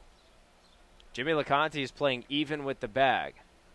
On first, waiting for a pickoff, is Barringer. Here comes that pickoff, but it's not there in time. So it's close. Very close. Yeah. Probably the closest pickoff we've seen from Olsen. Oh, yeah. That's a good pickoff move. You got to watch his feet. As soon as those feet move, then you got to be diving back. Bowman goes. Next pitch is low and inside. Throw to second is in time. So Cooper Bowman caught stealing to second. 2 balls and a strike now the count here to Drake Messenger, and now the bases are empty. Tough right there. Now Drake Messenger, of course, going to be swinging away, and you like to see Cooper Bowman. You'd like to see him standing on second base, and you got to be aggressive though on the base path. Next pitch rides up high on Messenger for ball 3. So 3-1's the count. Now Gavin Shack, the catcher, is going to come to the mound and have a quick chat here with Charlie Olson, the starting pitcher for Premier West. Oh, you'd like to see it because if Messenger does get the walk, then you'd still have 2 men on and nobody out. Now you'd have 1 man on, nobody out, and a chance for a double play to end it. 3-1. That catches the inside part of the plate for strike 2. And now the count goes full to Messenger, 3 balls and 2 strikes. Yeah, but just a lot of what ifs. Can't be playing that. Now Drake Messenger is up with 1 out here, and he needs to get something rolling. 3-2 misses low and away for ball 4. So Messenger earns the walk. So he is on first with 1 out, and that's going to bring up the heavy bat of Zach Solano, who's 0 for 1 in this game. Grounded out to short the last time he was up. So Drake Messenger is on the base path. Charlie Olson trying to get out of this bottom half of the third. A double play will accomplish that task. First pitch to Solano. Catches the outside part of the plate for strike 1. 0-1 the count to Solano, who again 0 for 1 is his stat line in this game. He came into this game batting .341, and he's on a slump. 0-1 is swung on and chopped, and that goes right to LeConte at third. Throw to first is away from Barringer, and Solano's going to take to second. Messenger goes to third. So now 2 men are in scoring position with 1 out here. In the bottom half of the third, they're going to charge that as an error, and I believe that's going to be an E5. And that's now going to bring up Matt Vickers with the chance to tie this game up with 1 swing.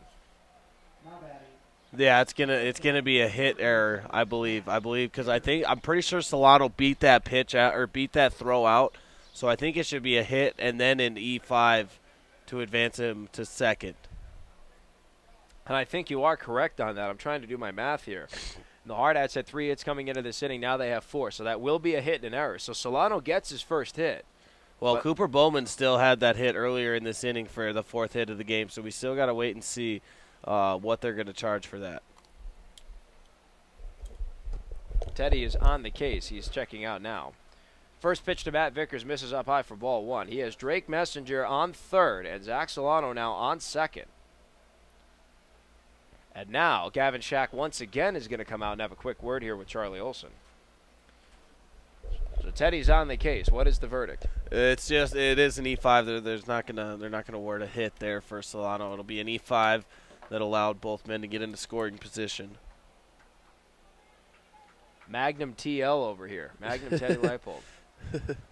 So now here we go to Vickers. 1-0 is his count. He has 2 men in scoring position on second and third. Solano's on second. Messenger's on third. Next pitch is hit right up the middle and into center field for a base hit. Messenger's going to come score. They're giving Solano the green light. In from center to get it is Garner, and his throw home is not going to get there. Throw to second, though, is not. No, they got him at second with Vickers. So Vickers gets an RBI single. It tried to stretch it into a play to second, and he is thrown out, but he knocks both runs across, and the Hardhats now have a 4-3 lead with 2 outs here in the bottom of the third. Huge. You get that base hit. You'd like to have him on base. You want him to be a little smarter on that base path. understand that he's not the fastest guy on the team. He does have some wheels, but not the fastest guy. But still, huge 2 RBI single there for Matt Vickers. That's going to bring up Eric Petrie, who doubled in his first at-bat. He looks at a first-pitch strike. So the back-and-forth duel continues. More importantly, the Hardhats answered the 2 on the top of the scoreboard in the third inning here with a 2 of their own. Next pitch, breaking ball doesn't break down, and the count will even to a ball and a strike for Petrie. And Petrie, who's seeing the ball so well, he already has that double, like you said. He's looking for a pitch he can drive. He's hungry for it. He's been robbed a couple times, but he's just waiting for that pitch that he can put there and really drive in the outfield. Next pitch misses high and away for ball 2. 2 balls and a strike coming now from Charlie Olson to Petrie. Should he safely get on the base path, Timmy Paris is on deck. Next pitch to Petrie is swung on and hit high in the air to left field. Ball has some distance on it. It is high. It is far. It is gone. It's a 2-out solo jack for Eric Petrie. And the Hardhats now have a 5-3 lead here in the bottom of the third. I told you he was hungry for it. He was looking for that pitch to just absolutely drive, and that's the 3rd home run of the season there for Eric Petrie. And, oh, man, I'm just running out of good things to say about this kid. He's seeing the ball so well. I don't think there's a pitcher out here that's going to be able to stop what he's been doing. So 2 home runs hit from the 5 and 6 hole hitters. Now Petrie gets his. Timmy Paris had a 2-run blast the last time he was up, and now there's another conference with Charlie Olson on the mound. And I believe his start may be coming to an end. No, I think he's still staying in. I don't know what's going on here. Unless they're just shuffling up that infield. Oh, I believe his start really has come to an end. So we don't know if he's going to take to the field or not and get a new glove, but what we do know is that we will have a new pitcher on the mound for the Premier West Cardinals. So we're going to take a quick recess, and we'll be right back in just a few moments here on the official radio home of Post 22 Hardhats Baseball here on ESPN Radio, Rapid City. University graduates everywhere, locally, nationally, and internationally. Black Hills State University is where community leaders are inspired, where future teachers are prepared, where global connections lead to business connections, and where underground research is changing the way we understand the universe. Visit bhsu.edu and enroll now at Black Hills State University, where you can earn your degree affordably and with campuses in Spearfish and Rapid City. Stay in the beautiful Black Hills. Where does your future begin? At Black Hills State University, where anything is possible. Maintaining healthy. We're still having trouble identifying who exactly is now on the mound for the Premier West Cardinals, but if I'm seeing the license plate correctly from the flash that I got, I believe it's Barrick McCann. I guess I should put my glasses on to see. So, I'm squinting over here, and I got my glasses just sitting right up in front, so those might help. Charlie Olson goes 2 2/3 innings, and after allowing his 2nd home run in this start, he has now been replaced. And quick stat line there for Charlie Olson, 2 2/3 innings, allowed 6 hits, 5 runs, 4 of them earned, 1 walk, 1 strikeout on 54 pitches, and I got to give you props. It is Barrick McCann there on the mound, so that was a good one. Are you sure that's a 15? That almost looks like a 16 to me, but these numbers, these navy blue numbers just have the red outline on the backs, and it's not very good. So here comes Timmy Paris. Last time he was up, it's a 2-run blast. He comes into this at-bat with the bases empty and 2 outs. First pitch that he sees from Barrick McCann misses low for ball 1. McCann's done just about everything. He came in as a backup third baseman in the very first game of this entire series. Then he played first base last night. It didn't play in the second game. And now he's pitching. So the next pitch is fouled by Paris, and that'll even things to a ball and a strike. So Charlie Olson, after 54 pitches in 2 2/3 innings, has been chased from this game, allowed 2 home runs. Here's a 1-1 to Paris, and that misses low and away, 2 balls and a strike. And McCann, he's a high-velocity right-handed pitcher. It looks like he has a little control issues like when you saw warming up, but you still got to be careful because he can put that fastball in there. 2-1 is blooped right to first, and making the catch on the play is Barringer, and that is going to end the bottom half of the third. But the Hardhats strike once again in this game. It's 3 runs scored in this bottom half of the third on 3 hits, 1 defensive error from the Premier West Cardinals. Nobody left on the base path. We have finished 3 full innings, and the Hardhats now have a 5-3 lead over Premier West going into the top of the 4th, where Brandon Soucy will face Gavin Shack, Hunter Stevens, and Brandon Barringer. We'll be right back, folks, here on the official radio home of Post 22 Hardhats Baseball, here on ESPN Radio, Rapid City. Also streamed live on the internet at post22live.com. Eyes requires regular vision exams. Dr. Paula Sorensen at Envision Optical and Eye Care strives to provide quality vision solutions and exceptional customer service. She values the opportunity to build a lifelong friendly relationship with you and your family. Envision Optical and Eye Care on West Main, across from the guard camp. Buying a home is a big decision. Choosing to work with a banker who will help you through every step of the process is an easy one. I work hard to help homebuyers find the mortgage that fits their lifestyle and needs. I'm Megan Baum from Security First Bank in Rapid City. As your mortgage lender, I'm here to make you feel at home. Security First Bank, a relationship you can count on. Member FDIC, Equal Housing Lender, NMLS 1309178. This is Mark. 22 Hardhats. It's 5 runs on 6 hits with 1 blemish themselves defensively. 3 of those runs came off the power of 2 home runs, a 2-run blast from Timmy Paris and then a solo jack from Eric Petrie. And Teddy, I have to give you major clairvoyance points on that because you touched to it in that second at-bat Petrie had that he was hungry for it. He hit a double the first time he was up, and he missed a home run by, a couple of feet. This time he gets it and makes full contact, and forget about it. That ball was history. Oh, absolutely got a hold of it. And it was the same thing yesterday, too. I feel bad for him. He came up, and he went 0 for 3 in the second game, but in the first game he was making good contact, hit a double, hit a triple, and you thought both of those would have been going out, but he finally gets rewarded for it. He's been hungry for it in these last couple games. Brandon Soucy will face Gavin Shack, Hunter Stevens, and Brandon Barringer in that order, and his first pitch to Shack misses outside for ball 1. Shack had a bunt single the last time he was up back in the top half of the second. Did not come around to score. He was stranded at first. 1-0 is fouled, and that's going to go out of play, and the count's going to even at a ball and a strike. Hunter Stevens on deck, 0 for 1 with the second of 2 strikeouts Soucy's issued. Brandon Barringer popped out to third last time he was up. So all 3 gentlemen combined for a 1 for 3 stat line with a strikeout. 1-1. Misses low and inside. 2 balls and a strike now the count. And I think Soucy just got a little off balance on that pitch. That was going to be a really nice pitch on that low inside part of the plate, but got a little off balance and ran it a little farther inside. It was nice that it didn't hit Shack, so now he can come back and it won't hurt him too much. He can come back with that fastball and try and even it to a 2-2 count. This has to be a big response inning for Brandon Soucy. Granted, his team has the 5-3 lead, but with that 5-3 lead, the Hardhats chased the Premier West starter out. So now Soucy's got to play with the pride of, hey, I'm not going to get chased out. If anything, I'm going to be substituted for a reliever later on if I am pulled out. Yeah, you want to see Soucy at least go 5 innings in this start.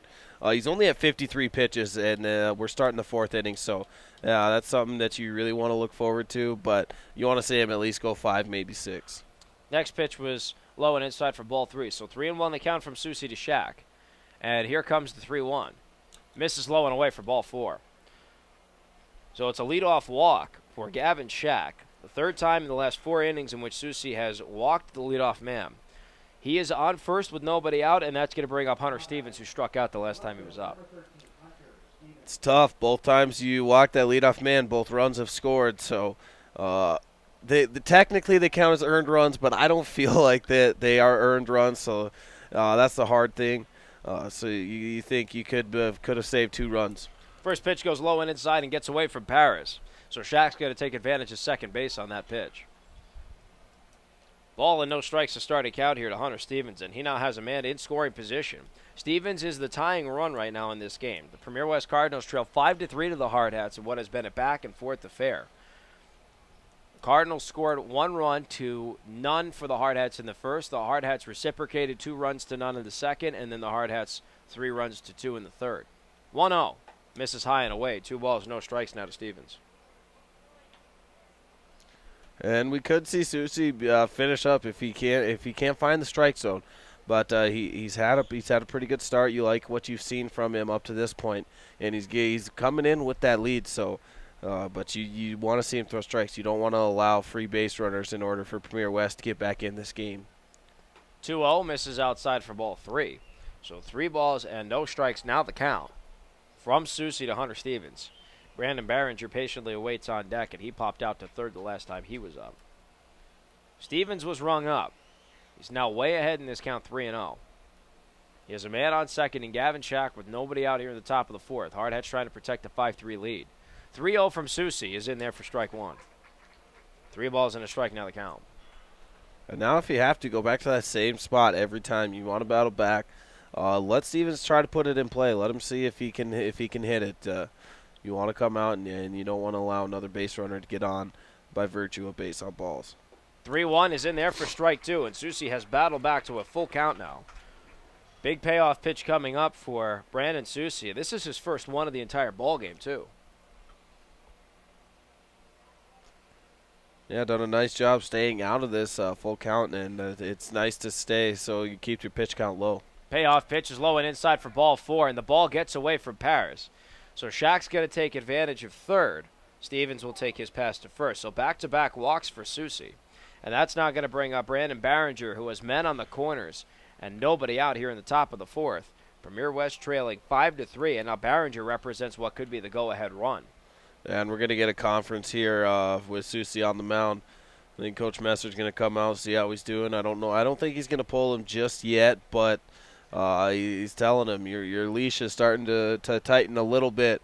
And we see Riley McSherry warming up in that bullpen. Of course, he's the first relief in this game, so he's definitely a starting pitcher, and I don't believe he never has a problem throwing a strike. His strike percentage is off the charts. If I could have some stats, my computer's still not able to pick up this internet, but I'd give it to you.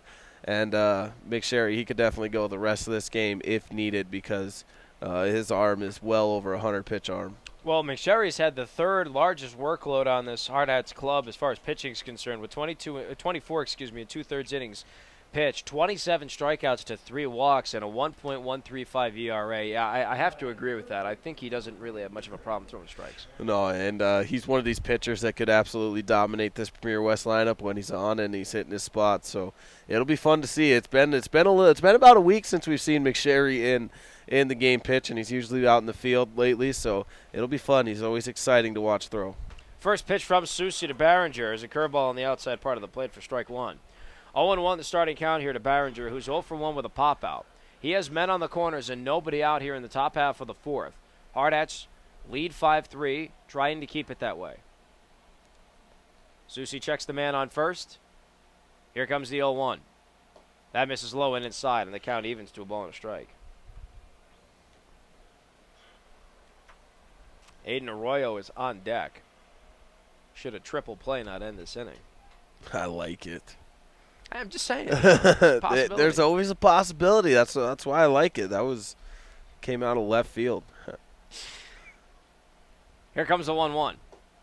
That just missed low in the zone. 2 balls at a strike, now the count. Low pitch could induce the ground ball there, so good on Susie to try and target that. Yeah, you put that 2-seamer low and away, you can get an easy ground ball here to Justin Kramer. So look for that fastball to stay low in the zone, and hopefully Barringer will just push it right in front of the grass here. 2-1 is ripped into left field, and that is a base hit. 1 run is going to score, and Hunter Stevens is going to advance to second. So it's an RBI single for Brandon Barringer, and now the Hardhat lead is 5-4 here, still with no outs in the top of the fourth. Men on first and second, and I believe the start of Brandon Susie is going to come to an end. Yeah, this is the second trip out here for Coach Messer, and this is they don't want you want to see Susie go a little farther in. He didn't have a bad start, he didn't have a good start, he had a moderate start, we'll call, and so you gotta like what you see. Of course, for him, he's so hard on himself. He's not happy with the way he pitched, but he still has some good things to take away from this game. So Riley McSherry now comes out, so we're going to take a brief recess. We'll give you the 4-1-1 on Mr. McSherry, and we'll give you a complete stat line for Brandon Susie in his 6th start of the season. We'll be right back, folks, here on the official radio home of Post 22 Hardhats Baseball, here on ESPN Radio Rapid City. Also stream live on the internet at post22live.com. The Freedom Poet, and I want to tell you about two wonderful candidates for South Dakota legislature, Sean McPherson and Craig Eriks. I've known both of them for many years, and I trust them to be faithful champions of our precious Constitution. That includes how they defend our Bill of Rights. Faith, family, and freedom are very important, and they cannot be bought or pressured to vote for anything that they think is harmful to individual freedom or our precious republic. We're talking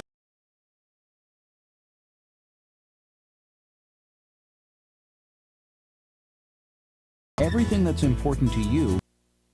Well, the start of Brandon Susi has come to a conclusion after 3+ innings of play, and we'll have Teddy give you the stat line on Brandon in just a few moments. We now turn to Riley McSherry. 24 2/3 innings of work under his belt. This is now the 8th game in which he has played, 7th by virtue of relief. He does have a 1-0 record, and he's 1 for 1 in save opportunities, so a big one coming out right now for him. McSherry has 27 strikeouts to 3 walks on the season, a 1.135 ERA. And outside of Cody Carlson, he has one of the best strikeout to walk ratios on the team. It's absolutely amazing. He gets a lot of strikes, a lot of ground balls, and he strikes out a lot of hitters because he has such a good curveball and high velocity mid-80 fastball. So he's a very effective, very efficient pitcher there on the mound.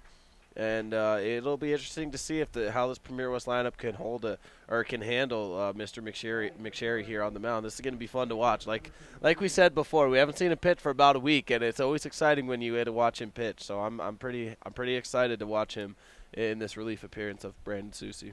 So Riley McSherry is going to face Aiden Arroyo here, and the corners of this infield are deep, are shallow. They are right on the lip of the grass there, and already time is called by Aiden Arroyo. So Arroyo has men on first and second with nobody out here in the top of the 4th. Hardhats still have a lead, but now it's 5-4.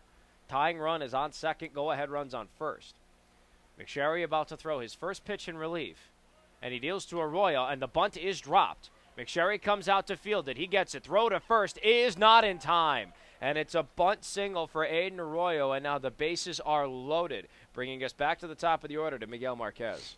Well, that was a sacrifice bunt the entire way, but it was such a good bunt that Arroyo was able to beat out the throw. It's a good throw from McSherry, a good field, but that's tough. There's no outs here, and the top of the lineup coming up here with the bases loaded. So McSherry definitely has his work cut out for him. Of course, Susi still responsible for Stevens at third and Behringer on second. So now Marquez comes in. He's 1 for 2 with a walk, a bunt single, and 2 runs scored. First pitch that he sees buzzes the tower up high, and his count starts off at 1-0. Bases are loaded. On third is Hunter Stevens. On second is Brandon Behringer, and on first is Aiden Arroyo. Gavin Shack walked and came around to score. That was on an RBI single from Behringer. McSherry is now on the mound for the Hardhats. Here comes the 1-0 to Marquez. That misses low and away. 2 balls, no strikes.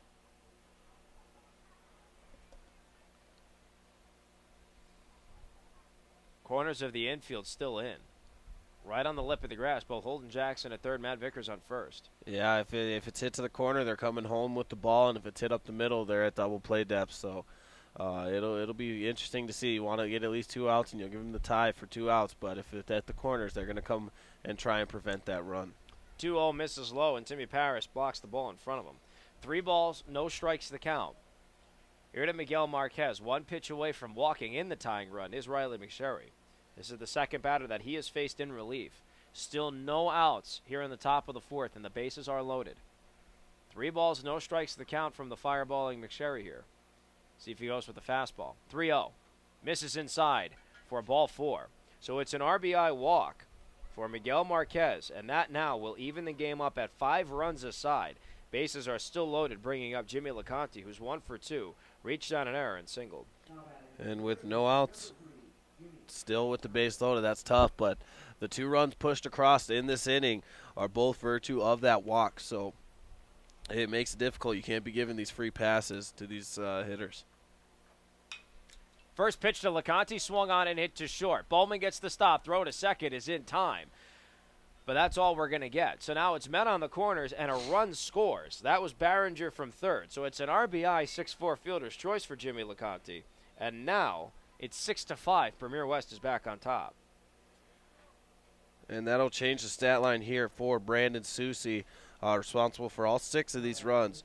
He went 3+ innings, allowed 5 hits, 6 runs, all of them earned, 4 walks, 2 strikeouts on 64 pitches. So now here comes Billy Cook. Men on the corners, 1 out.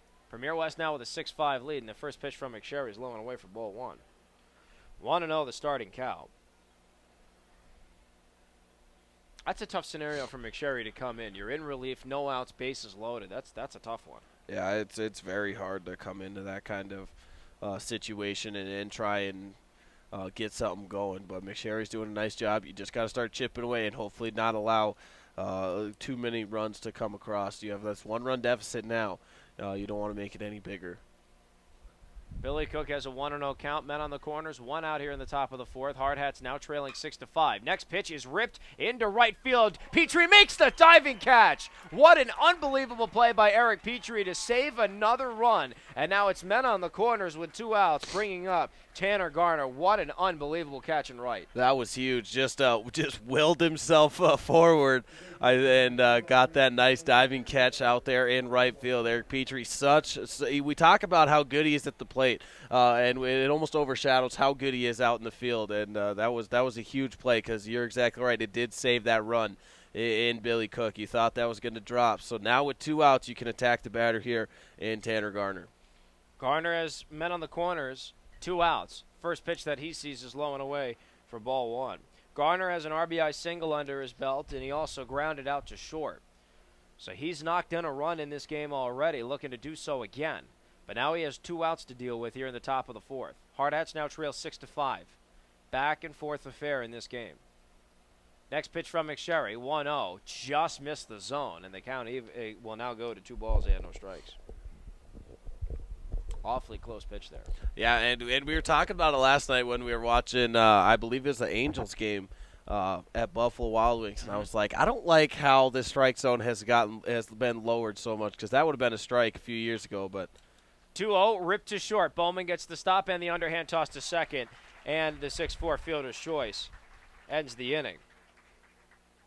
Well, Premier West plates 3 more runs in this inning, and they do so on the power of 2 hits, no hard hat errors defensively, and 2 men left on the base path, one of which was 90 feet away from scoring.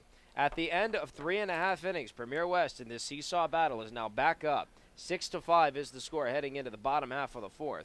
Due up for the Hardhats, 7, 8, and 9, Sam Haig, Holden Jackson, and Justin Kramer. We'll be right back, folks, here on the official radio home of Post 22 Hardhats Baseball, here on ESPN Radio, Rapid City, also streamed live on the internet at post22live.com. Is important to us. That's why our agents are ready to help protect your future and give you peace of mind today. Visit us online or just stop by to see how Farm Bureau agents make insurance simple. Contact Jeff or Julie in Rapid City, South Dakota to see how they make insurance simple. Rapid City Medical Center honors tradition. Hi, I'm Jennifer Tricano, Chief Executive Officer. Owned by physicians, we love this.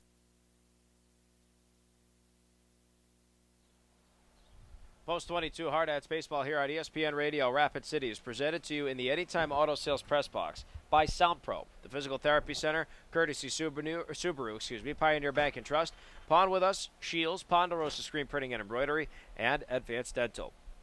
3.5 innings in the books, so the Hardhats now trail 6-5. This has just been a back-and-forth affair.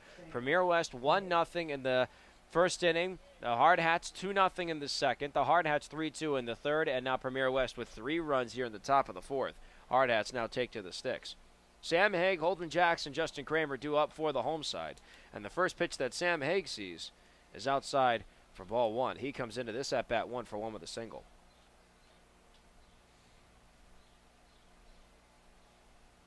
Next pitch, misses high and away, 2 balls and no strikes the count. So Barrick McCann in relief of Charlie Olson.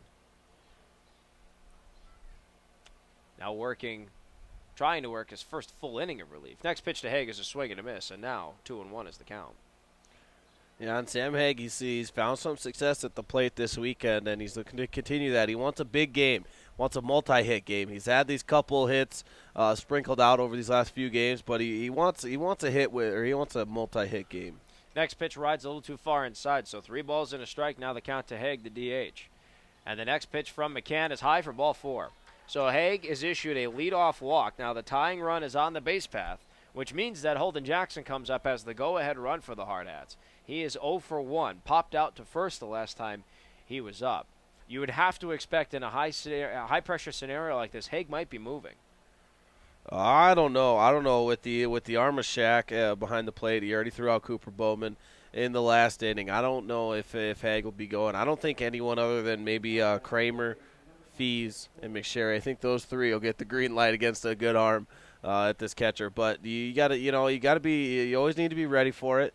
If Haig can get a big lead and a good jump, you might be able to see it. But these pitchers for Premier West, like right there, check down, they're really good at holding these runners on. So that's one thing you got to give credit to these guys. They understand that you need to be aggressive, and with 1-run deficit, you're trying to put yourself in scoring position. Jackson tries to drop the bunt, however, he pops it up and it rolls foul down the first baseline and out of play. No balls at a strike to start a count here to Jackson, who's trying to move Sam Haig into scoring position, and that would bring up Justin Kramer, who's already popped out in this game, to second base. Yeah, and then Jackson right there just tried to push that ball. And I say it every time, when you try and push that bunt, you're going to drop your bat, and it's going to pop it up just like Jackson did here. So you got to let the ball come to your bat and let it die off the barrel, so it can just be bunted right out into the grass there. Jackson shows bunt, pulls away his bat. However, that pitch was in there for strike 2. So unless he's feeling incredibly lucky, that's going to basically eliminate the sacrifice bunt opportunity. So he's going to have to swing away down 0-2. Yeah, and now you failed to get the sack bunt down. Now you got to stay away from the double play and get a base hit. That's about the only way you're going to save your butt in this at bat, where Coach Messer might have a few words for you in the dugout. So you got to look Holden Jackson in a tough spot right now, trying to move Sam Haig over.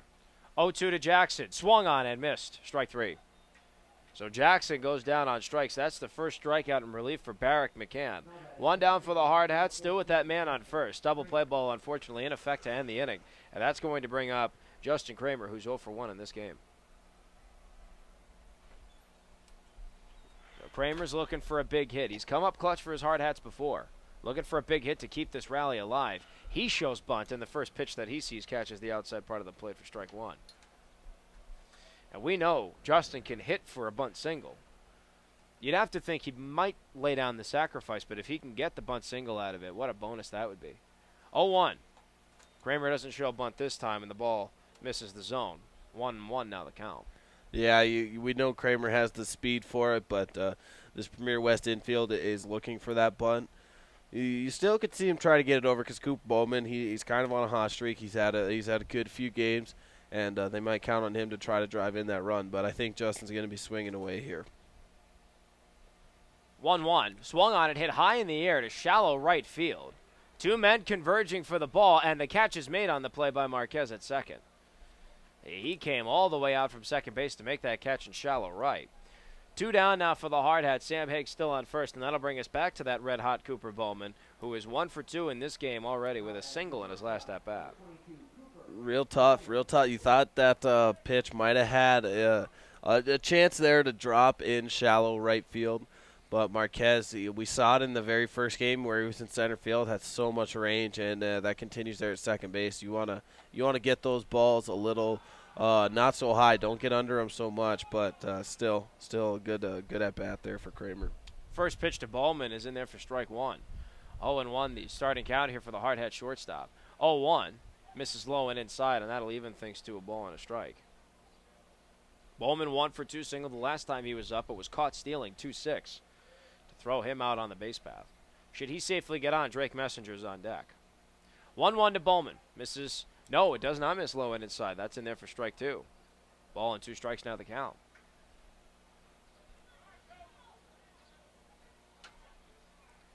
Two-out rally. Cooper Bowman's trying to start it and answer back. Next pitch. Missed low and inside. McCann thought he had strike 3, started trotting off the field, and then the umpire said, hey, wait a second, you need to throw another pitch. 2-2's the count. Yeah, pitch ran just a little too far inside, so now Cooper Bowman got to protect here, looking for that inside pitch to pull. 2-2, swung on and missed strike 3 on a fastball, and that is going to do it. Second strikeout of the relief appearance and of the inning for Barrick McCann, and that ends the Hardhats' threat. No runs, no hits, no errors, and a man left on the base path on first base. And at the end of 4 full innings, Premier West is still on top now. 6-5 is their lead. We now go to the top half of the 5th inning, where Riley McSherry, in relief of Brandon Susi, will face Tyler Phillips, Gavin Shack, and Hunter Stevens. We'll be right back, folks, here on the official radio home of Post 22 Hardhats Baseball, here on ESPN Radio Rapid City, and also streamed live on the internet at post22live.com. Community, because it's our home. We coach Little League, are veterans of the armed forces, and send our kids to school with yours. 14 specialties in all, we've treated your family's healthcare needs since 1948.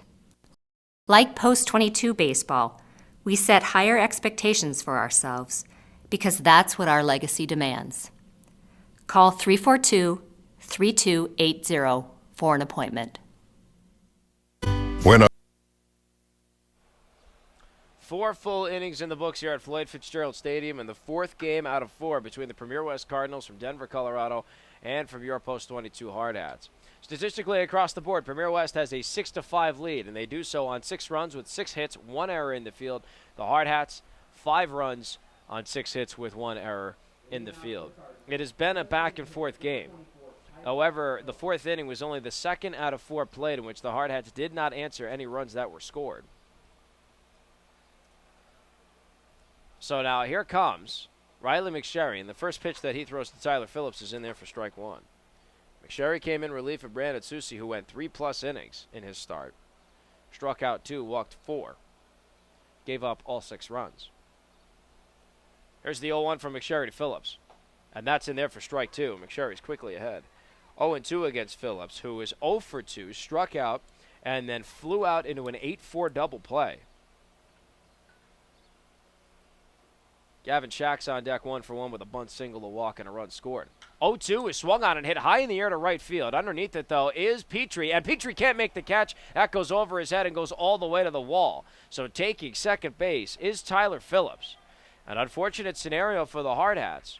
And now the leadoff man is in scoring position with a double. No, excuse me, they're going to call that one an error, I believe. Oh, absolutely. That was a routine fly ball, and I think Eric Petrie just overplayed it. Hair and tried to reach back, or he overran it, and then tried to reach back and just couldn't come up with that catch, and that ball rolled all the way to the wall. Now man in scoring position when it should be an out. You got to go, and you got to go after Shaq. That's hard for a pitcher to come back because you feel like you have to do it yourself. So we'll see if this sac bunt is trying to move this runner over to try and get that sacrifice fly in effect. First pitch to Shaq is in there for strike 1. He did not show bunt on the pitch.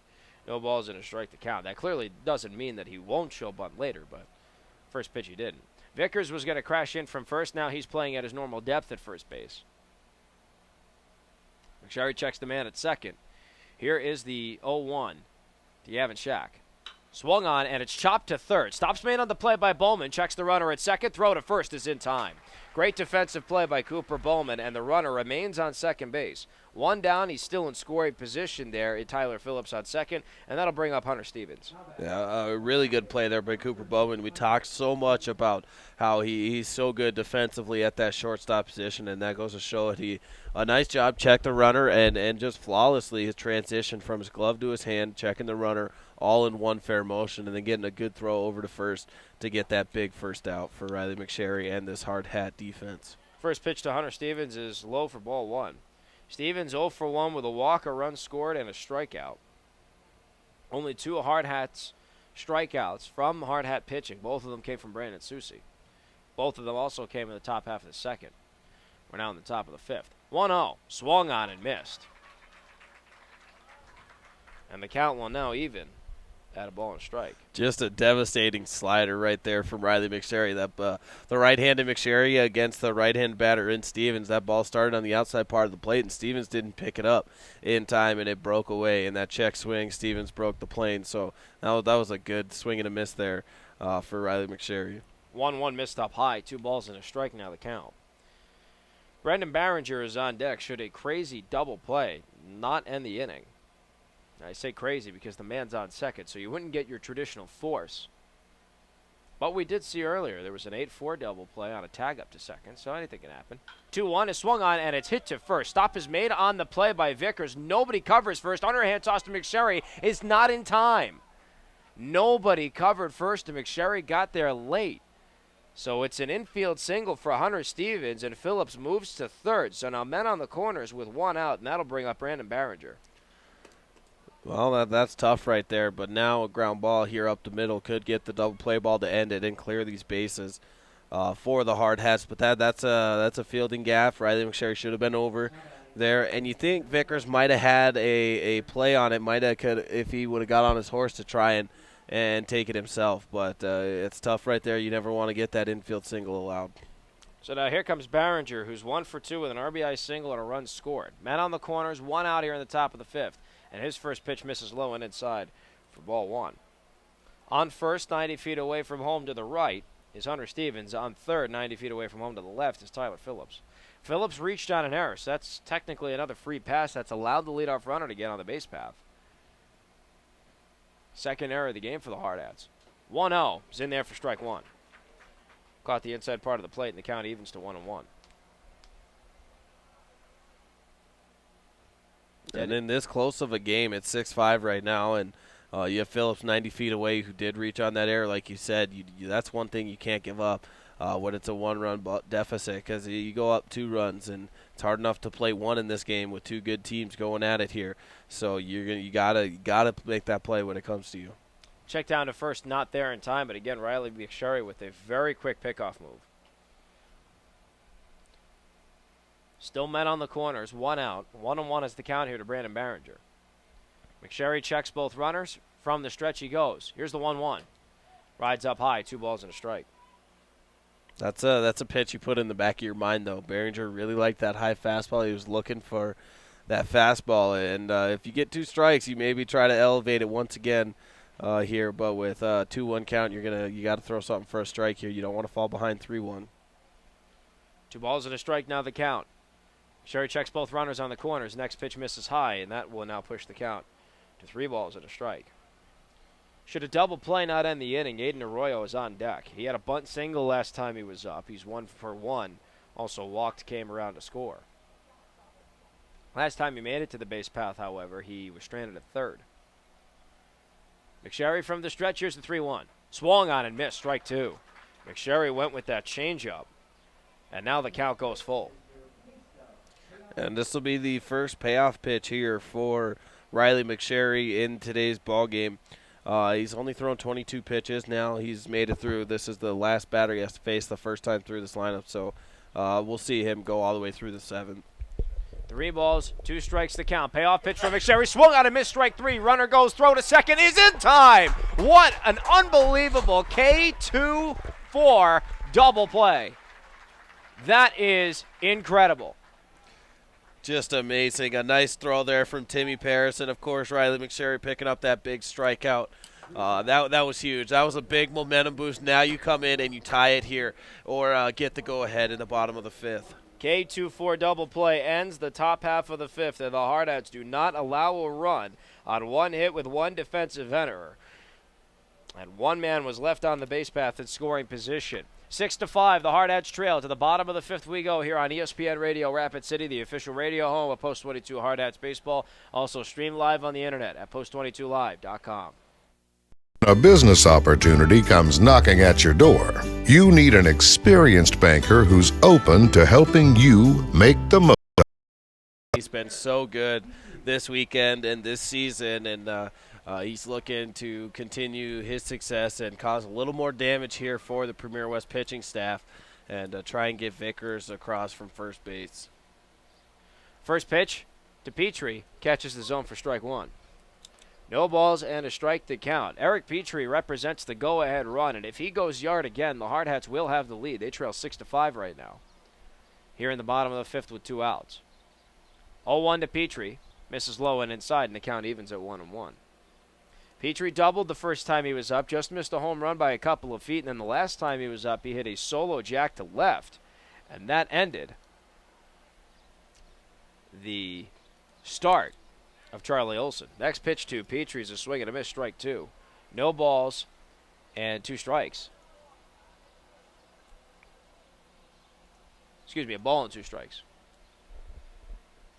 Here comes the 1-2 to Petrie. Caught him looking, strike 3, and that is going to end the inning. So an unfortunate turn of events there for the Hardhats. 2 of them struck out in this inning, both looking, and that ends the bottom half of the 5th. No runs, on a hits, no errors, 1 man left on the base path. That was Matt Vickers on first. And at the end of 5 full innings, the Hardhats still trail 6-5. We now go to the top half of the 6th. Riley McSherry will take back to the bump, and he will face 9-1-2 in the order. Aiden Arroyo, Miguel Marquez, and Jimmy LeConte. We'll be right back, folks, here on the official radio home of Post 22 Hardhats Baseball here on ESPN Radio, Rapid City. Also stream live on the internet at post22live.com. More American than traveling around this great nation, enjoying the outdoors with your friends and family. Camping World is proud to have been here by your side for 50 years. With thousands of parts and accessories available, plus service at over 120 supercenters nationwide, plus an affordable RV for every budget. Camping World will proudly service you, the RV consumer, for another 50 years. Visit Camping World in Rapid City or shop campingworld.com today. America, Taco John's has a question for you. When did it become bad to actually enjoy breakfast? You know what I mean. Look at what you're eating. A thimble of yogurt? A bowl of twigs? Protein powder, for crying out loud? At Taco John's, it's no crime to feel like you didn't just eat. You had breakfast. We still serve the original and the best breakfast burritos this side of heaven. Hot, bold, and full of greatness. Breakfast shouldn't be a punishment. A TJ's breakfast burrito is your reward for waking up. Taco John's. Unwrap the original. On Radio Rapid City is presented in the Anytime Auto Sales Press Box by SoundPro, the Physical Therapy Center, Courtesy Subaru, Pioneer Bank and Trust, Pawn With Us, Shields, Ponderosa Screen Printing and Embroidery, and Advanced Dental. So Riley McSherry's first pitch to Aiden Arroyo is a swing and a miss for strike 1. No balls and a strike. The count to the 9-hole hitter, who's 1 for 1 with a bunt single, a walk, and a run scored. And the next pitch that he sees just misses low, and that'll even things to a ball and a strike. Got to give you some props right there. I'll even tell everyone on the air the fact that did that sponsor read, didn't even have to have a list, didn't have to pull it up. It was all from memory, so got to give you some props out that one. 1-1 swung on and hit to first. Vickers gets it, calls off everybody, and says, guys, I've got this, and he tags first for the 3 unassisted putout. Nice stop by Matt Vickers. 1 up, 1 down defensively for the Hardhats, and that'll bring us to Miguel Marquez back to the top of the order. Marquez comes into this at bat with 2 walks and a bunt single, 2 runs scored. And an RBI. And an RBI, yeah, the RBI walk. So, Miguel Marquez continuing his success from the second game yesterday. But let's see how he can handle Riley McSherry. Next pitch is in there for a strike. 0-1 the count now to Marquez.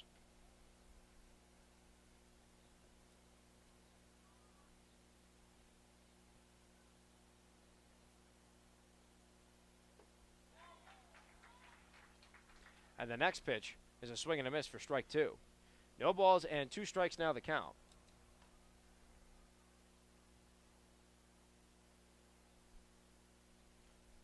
And now McSherry trying to ring up Marquez. It would be his first strikeout in relief. Here comes the 0-2. The next pitch misses low. Ball and 2 strikes the count. That would actually be his second strikeout.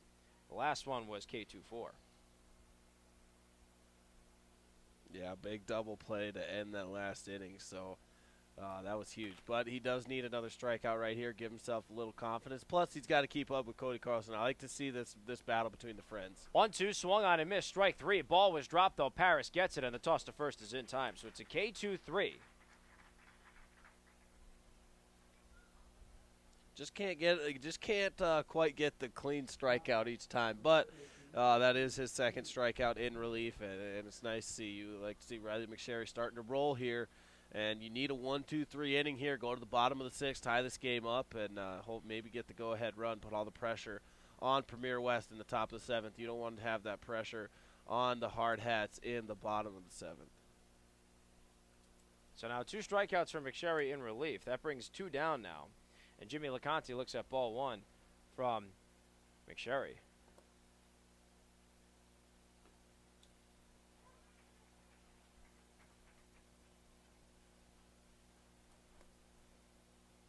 And that goes strike one. Riley McSherry comes back with the hard fastball on the outside part of the plate here against Jimmy LeConte, who comes into this at-bat 1 for 3, has an RBI fielder's choice in his last at-bat, and reached on an error in his first at-bat.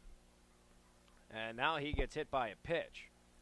So LeConte will take first. So with 2 outs, there's a man on first. Hit by pitch from McSherry, and that is going to bring us to Billy Cook. With a man on and 2 down here in the top of the 6th. Yeah, and that pitch always hurts. LeConte's got to walk it off a little bit. Riley McSherry throws so hard that that ball, it does hurt to get hit by a pitcher that throws that fast, and LeConte's just trying to regain himself a little bit, stretch out a little bit, but he'll be fine, and just kind of got to let the stinging go away. But Billy Cook, up to this point, he hit into a double play, but did pick up the RBI, and then he hit into a fielder's choice in his second at-bat, picked up his second RBI of the day, and then flew out to Eric Petrie in right field in his third at-bat. So you're looking to try to get him to ground out once again, an easy ground out, and try and get out of this inning. Like I said, keep this deficit at 1, then get to the bottom of the 6th, then tie or get the go-ahead and put the pressure on Premier West. First pitch to Billy Cook is in there for strike 1. 0-1 his starting count. Man on first, 2 outs. Next pitch misses low and inside, and that evens things to a ball and a strike now for Cook. Hardhats trying to get out of this top half of the 6th without allowing any more damage. They will go to the bottom of the 6th should Billy Cook be the final batter. And Timmy Paris, Sam Haig, and Holden Jackson will be due up. McSherry gets a sign from Paris, 1-1. Just missed low and inside. 2 balls and a strike now the count.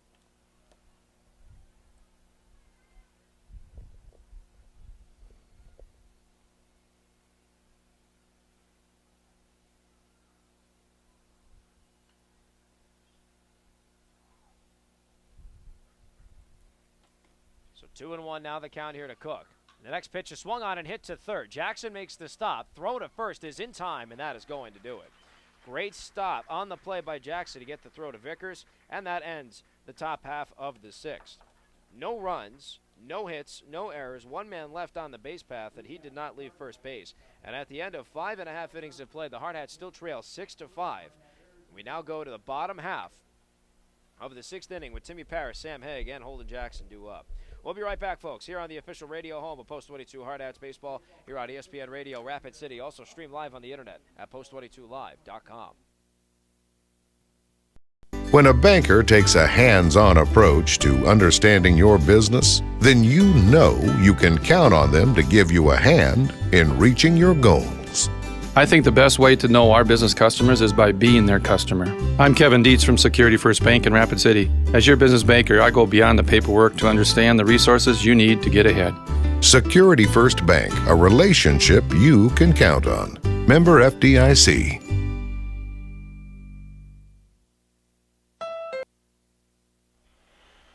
Now to the bottom half of the 6th inning we go. 6-5 is the Premier West Cardinals lead, and the Hardhats need to get something started offensively if they hope to come back and really make this a game here on the offensive side of things. Statistically across the board through 5.5, Premier West has 6 runs on 7 hits with 1 blemish defensively. The Hardhats have 5 runs on 7 hits with 2 errors in the field.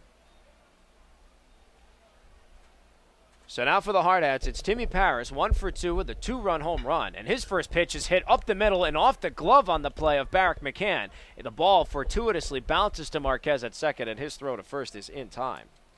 Paris thought he was going to have a very hard-hit infield single. However, the ball gravitated towards Marquez at second. 1 up, 1 down on 1 pitch for the Hardhats, and that's going to bring up the DH Sam Haig, who is 1 for 1 with a walk and a single. Yeah, that ball was absolutely torched back up the middle, and if McCann wouldn't have put his glove up, that would have been a base hit right up the middle there for Timmy Paris, and that's tough right there. So now Sam Haig is looking to get something going.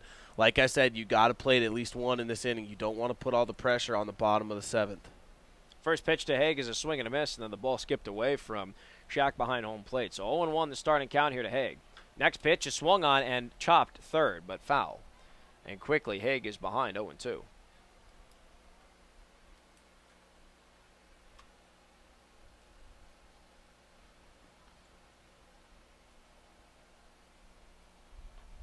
And then they catch him looking, strike 3 with a pitch on the outside corner.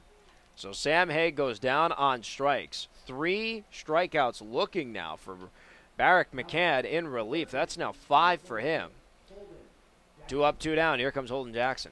Yeah, and McCann has he's been pitching well in this relief appearance for Premier West. So now you need a 2-out rally to get started. First pitch to Jackson is swung on and hit high in the air to shallow left center. Underneath it from short is Billy Cook, and he makes the catch, and that will end the inning.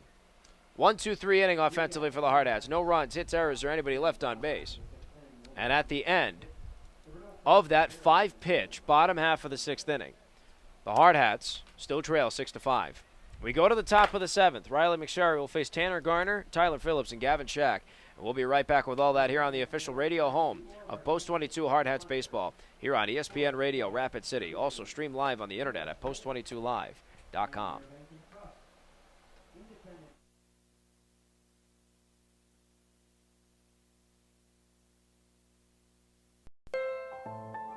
Honda knows you expect a lot from your car.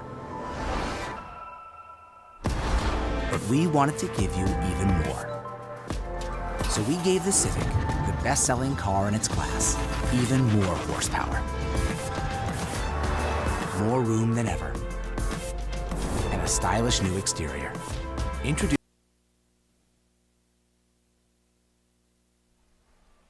Post 22 Hardhats Baseball here on ESPN Radio Rapid City is presented in the Anytime Auto Sales Press Box by SoundPro, the Physical Therapy Center, Courtesy Subaru, Pioneer Bank and Trust, Pawn With Us, Shields, Ponderosa Screen Printing and Embroidery, and Advanced Dental. Statistically across the board through 6 innings of play, Premier West has a 6-5 lead, and they have that lead on 6 runs with 7 hits and 1 error in the field. The Hardhats have their 5 runs on 7 hits with 2 blemishes defensively. Riley McSherry back to the bump to face Tanner Garner, who is 1 for 3 with an RBI single. Tyler Phillips, who is 0 for 3 with a strikeout, flew into a double play and then reached on an error. And then Gavin Shack, who is 1 for 2 with a bunt single, a walk, and a run scored. So 6-5, the Hardhats trail, trying to get something started defensively here to carry some offensive momentum into the bottom half of the 7th. Down to their last 3 defensive and offensive outs. First pitch from McSherry catches the inside part of the plate to Garner for strike 1. Starting count is 0-1. Garner 1 for 3 with an RBI in today's game, and 2 ground outs to Cooper Bowman at short. So look for McSherry to stay low in the zone and try to make it a 3rd ground out. Next pitch is swung on and hit to 3rd. Jackson gets it on the high hop. Throw to 1st is in time. What a great play by Holden Jackson from 3rd. 5-3 in the scorebook. 1 up, 1 down defensively for Post 22, and that's going to bring up Tyler Phillips. Yeah, Holden Jackson back-to-back. The only 2 grounders he's got this game. So he's kind of drifting over. He's trying to make those spectacular plays. He wants to get a couple, show his range off, and he did a really nice job there for the grounder and to get that first out. So you want to get a quick 1-2-3 inning and try and get something going in the bottom of the 7th. First pitch to Tyler Phillips, misses low and away for ball 1. 1-0 is the count to Phillips, the DH. Struck out in his first at-bat, flew out into an 8-4 double play in his second, then reached on an error in his third. 1-0. Now turns into a 1-1 as Phillips swings and misses. Ball and a strike now the count. Hardhats looking to hold Premier West to another 0 in this game. They trail 6-5, want to keep it that way. 1-1, just missed low and away. 2 balls and a strike now the count. Riley McSherry having a real good quality relief appearance here. He's only given up 2 hits, no runs. He has 2 strikeouts, 1 walked batter. So he's doing a nice job giving his Hardhat club a chance to win and putting zeros up on the board. Next pitch is a swing and a miss for strike 2. 2 balls, 2 strikes now the count for Riley McSherry. Trying to get his 3rd punch out in relief. Here comes a 2-2. Swung on and popped foul. And that will go out of play and into Rapid Creek, and the count holds at deuces. K2-4 double play and a K2-3 are the 2 strikeouts that McSherry has. Here comes the 2-2 again. Swung on and hit right up the middle. McSherry gets the scoop, takes his hop, throw to 1st in time. 1-3 now in the scorebook. 2 up, 2 down for the Hardhats, and that'll bring us to Gavin Shack, who could possibly be the final offensive out of the game for Premier West. And only one ball that Riley McSherry, or one out that he's recorded, has made it out of the infield. Other than that, he's been so effective getting a lot of ground ball outs, a lot of weak hit balls, just like that one that Tyler Phillips hit. Barely just dribbled back to the pitcher's mound. So Riley McSherry just real good, real money, good job, a nice relief appearance, and he's really given this Hard Hat club a chance to win and halted this Premier West of momentum. 1 ball, no strikes the count here to Gavin Shack. And his next pitch rides inside and high for 2 balls and no strikes now. Gavin Shack on the game, 1 for 2 with a bunt single, a walk, and a run scored. Grounded out to Cooper Bowman the last time he was up, towards the shortstop position. 2-0 from McSherry is in there for strike 1 on the changeup. 2 balls and a strike now the count.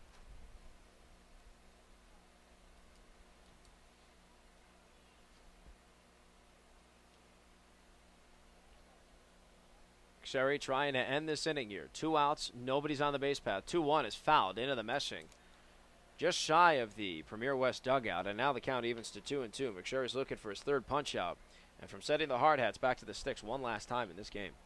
Yeah, and he could use the punch out right here. That'd be a great way to end it, get that 1-2-3 innings. So definitely give you some momentum going to the sticks. Next pitch is low and inside for ball 3. 3 balls, 2 strikes now the count from McSherry. Should he get the punch out or somehow retire Shack, Justin Kramer, Cooper Bowman, and Drake Messenger are due up for the Hardhats in the bottom half of the 7th. 3 balls, 2 strikes the count. There's a bunny on the field as well. Next pitch is swung on and hit to short. Stops made on the play by Bowman. Throw to first is in time, and that is going to do it. Yeah, I saw the bunny too. It was like it was coming to the umpire, and I was wondering what everyone was oohing and awing about in the audience. That's why that's the only reason I noticed the bunny having a nice time there on the field.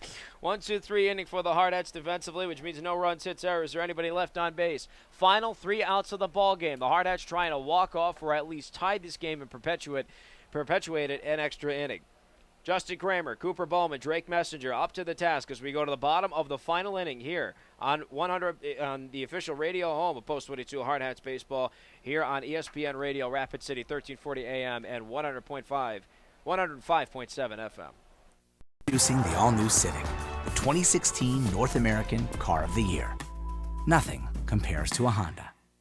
Where will you find Black Hills State University graduates? Everywhere, locally, nationally, and internationally. Black Hills State University is where community leaders are inspired, where future teachers are prepared, where global connections lead to business connections, and where underground research is changing the way we understand the universe. Visit bhsu.edu and enroll now at Black Hills State University, where you can earn your degree affordably and with campuses in Spearfish and Rapid City. Stay in the beautiful Black Hills. Where does your future begin? At Black Hills State University, where anything is possible.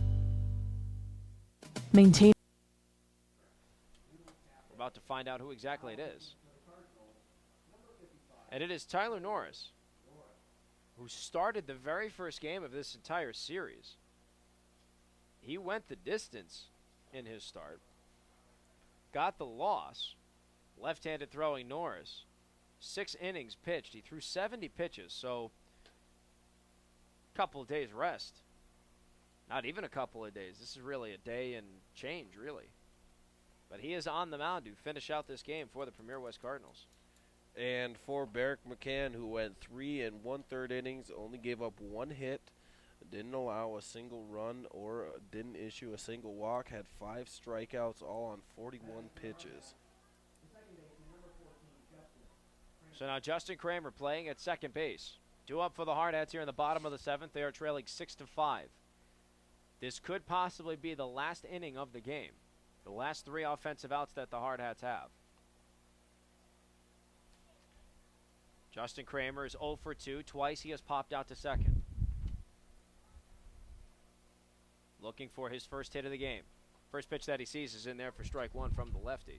No balls and a strike to starting count.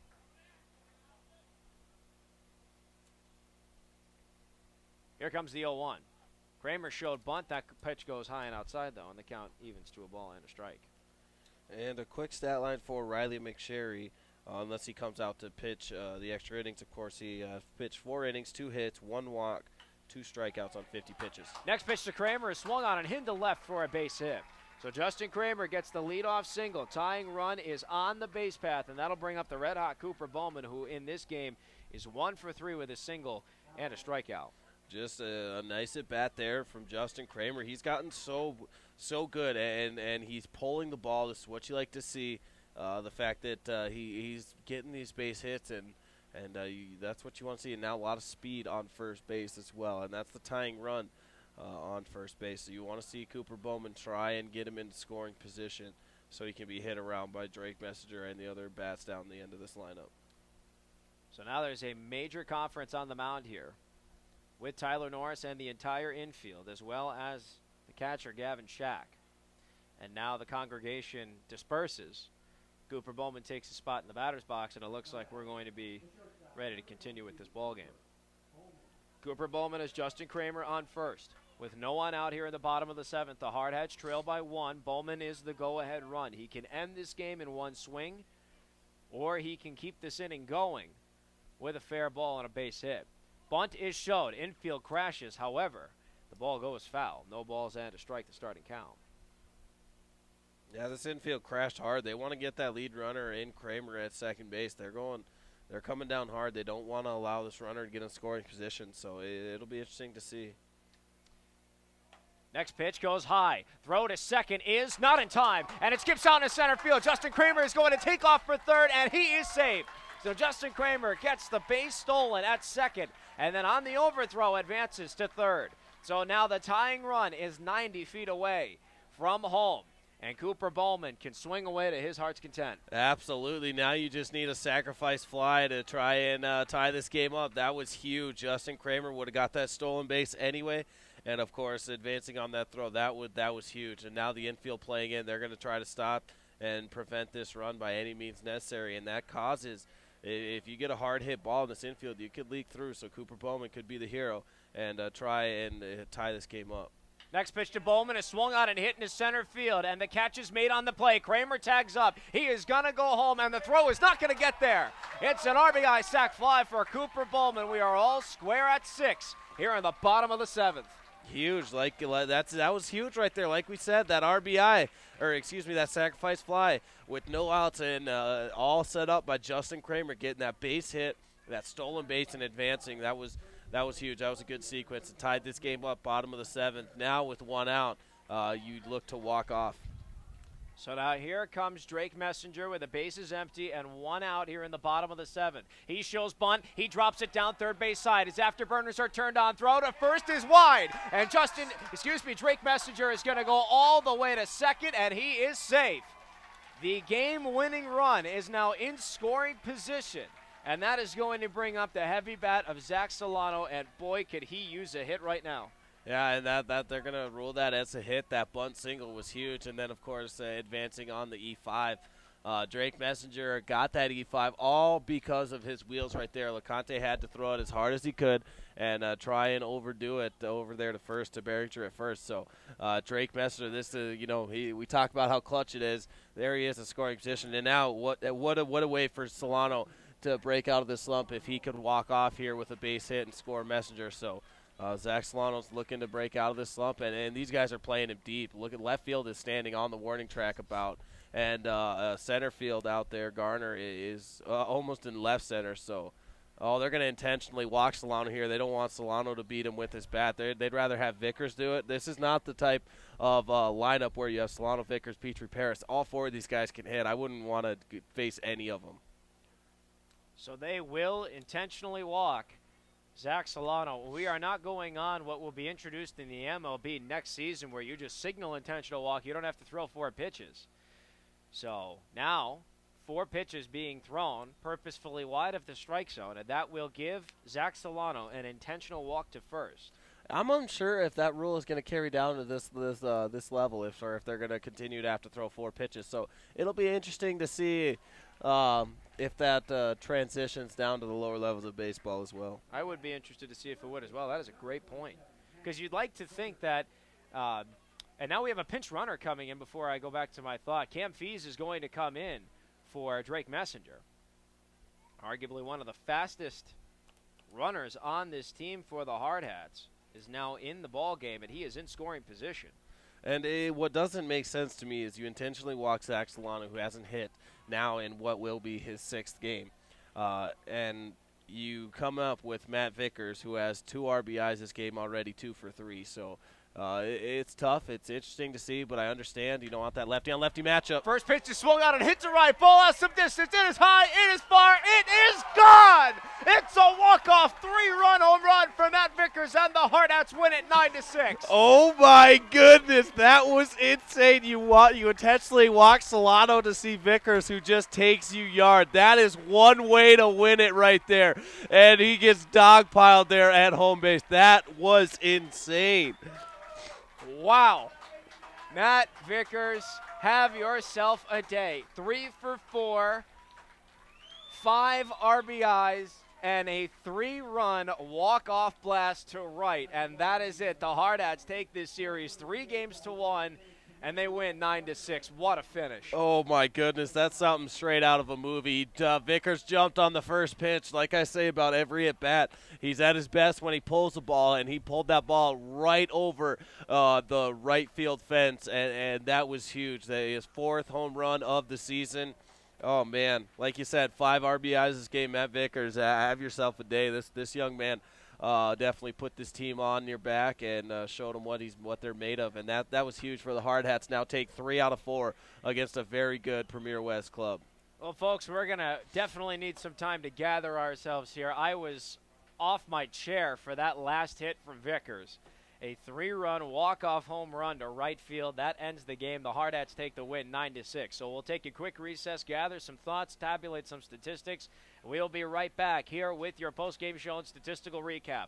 The Hardhats win in walk-off fashion on a 3-run blast from Matt Vickers. 9-6 the final score after 7 full innings of regulation play. We'll be right back here on the official radio home of Post 22 Hardhats Baseball here on ESPN Radio Rapid City. Also stream live on the internet at post22live.com.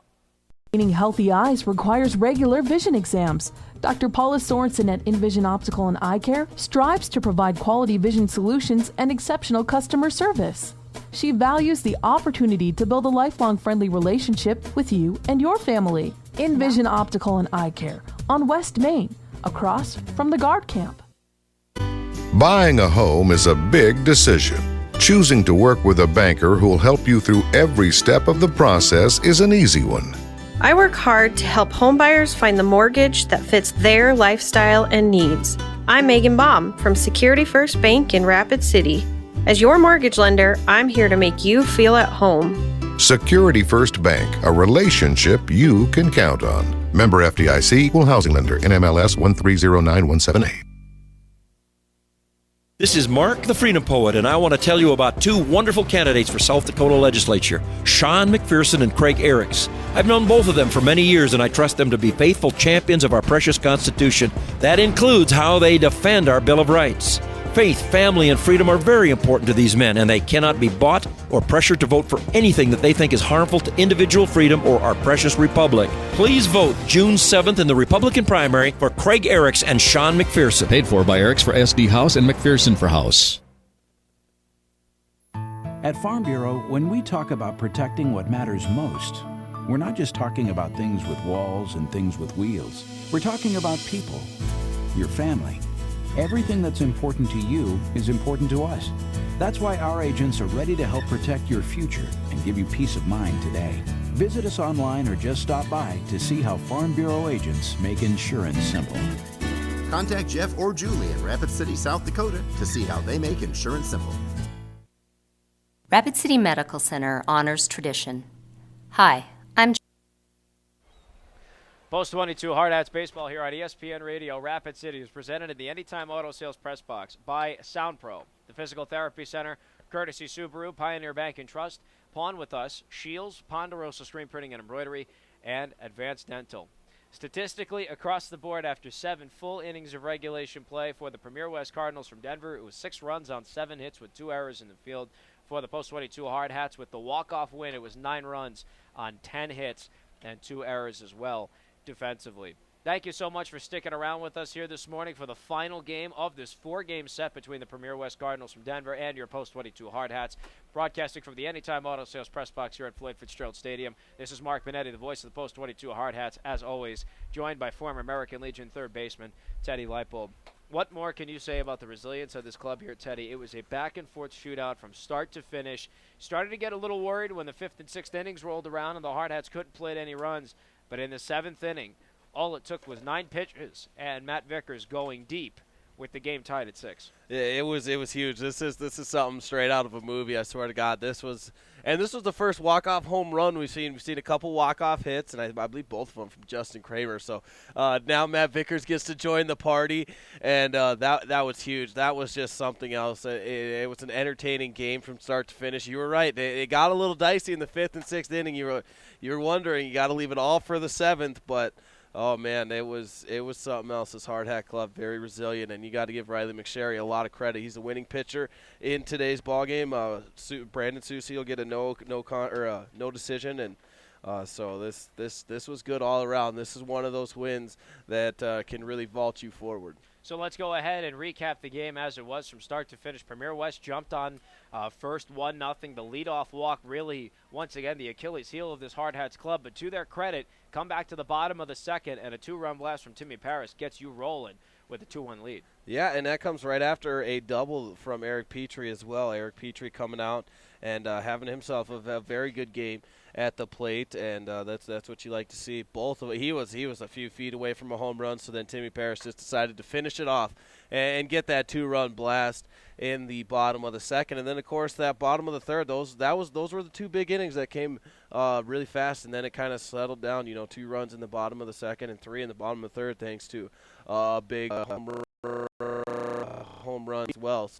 Big flies definitely help in this Hardhats club, and there's a lot of power from the top to bottom. You then get through the top of the 4th, and again, 2 consecutive walks followed by an RBI single, end up scoring some runs, and then the start of Brandon Susi would come to an end.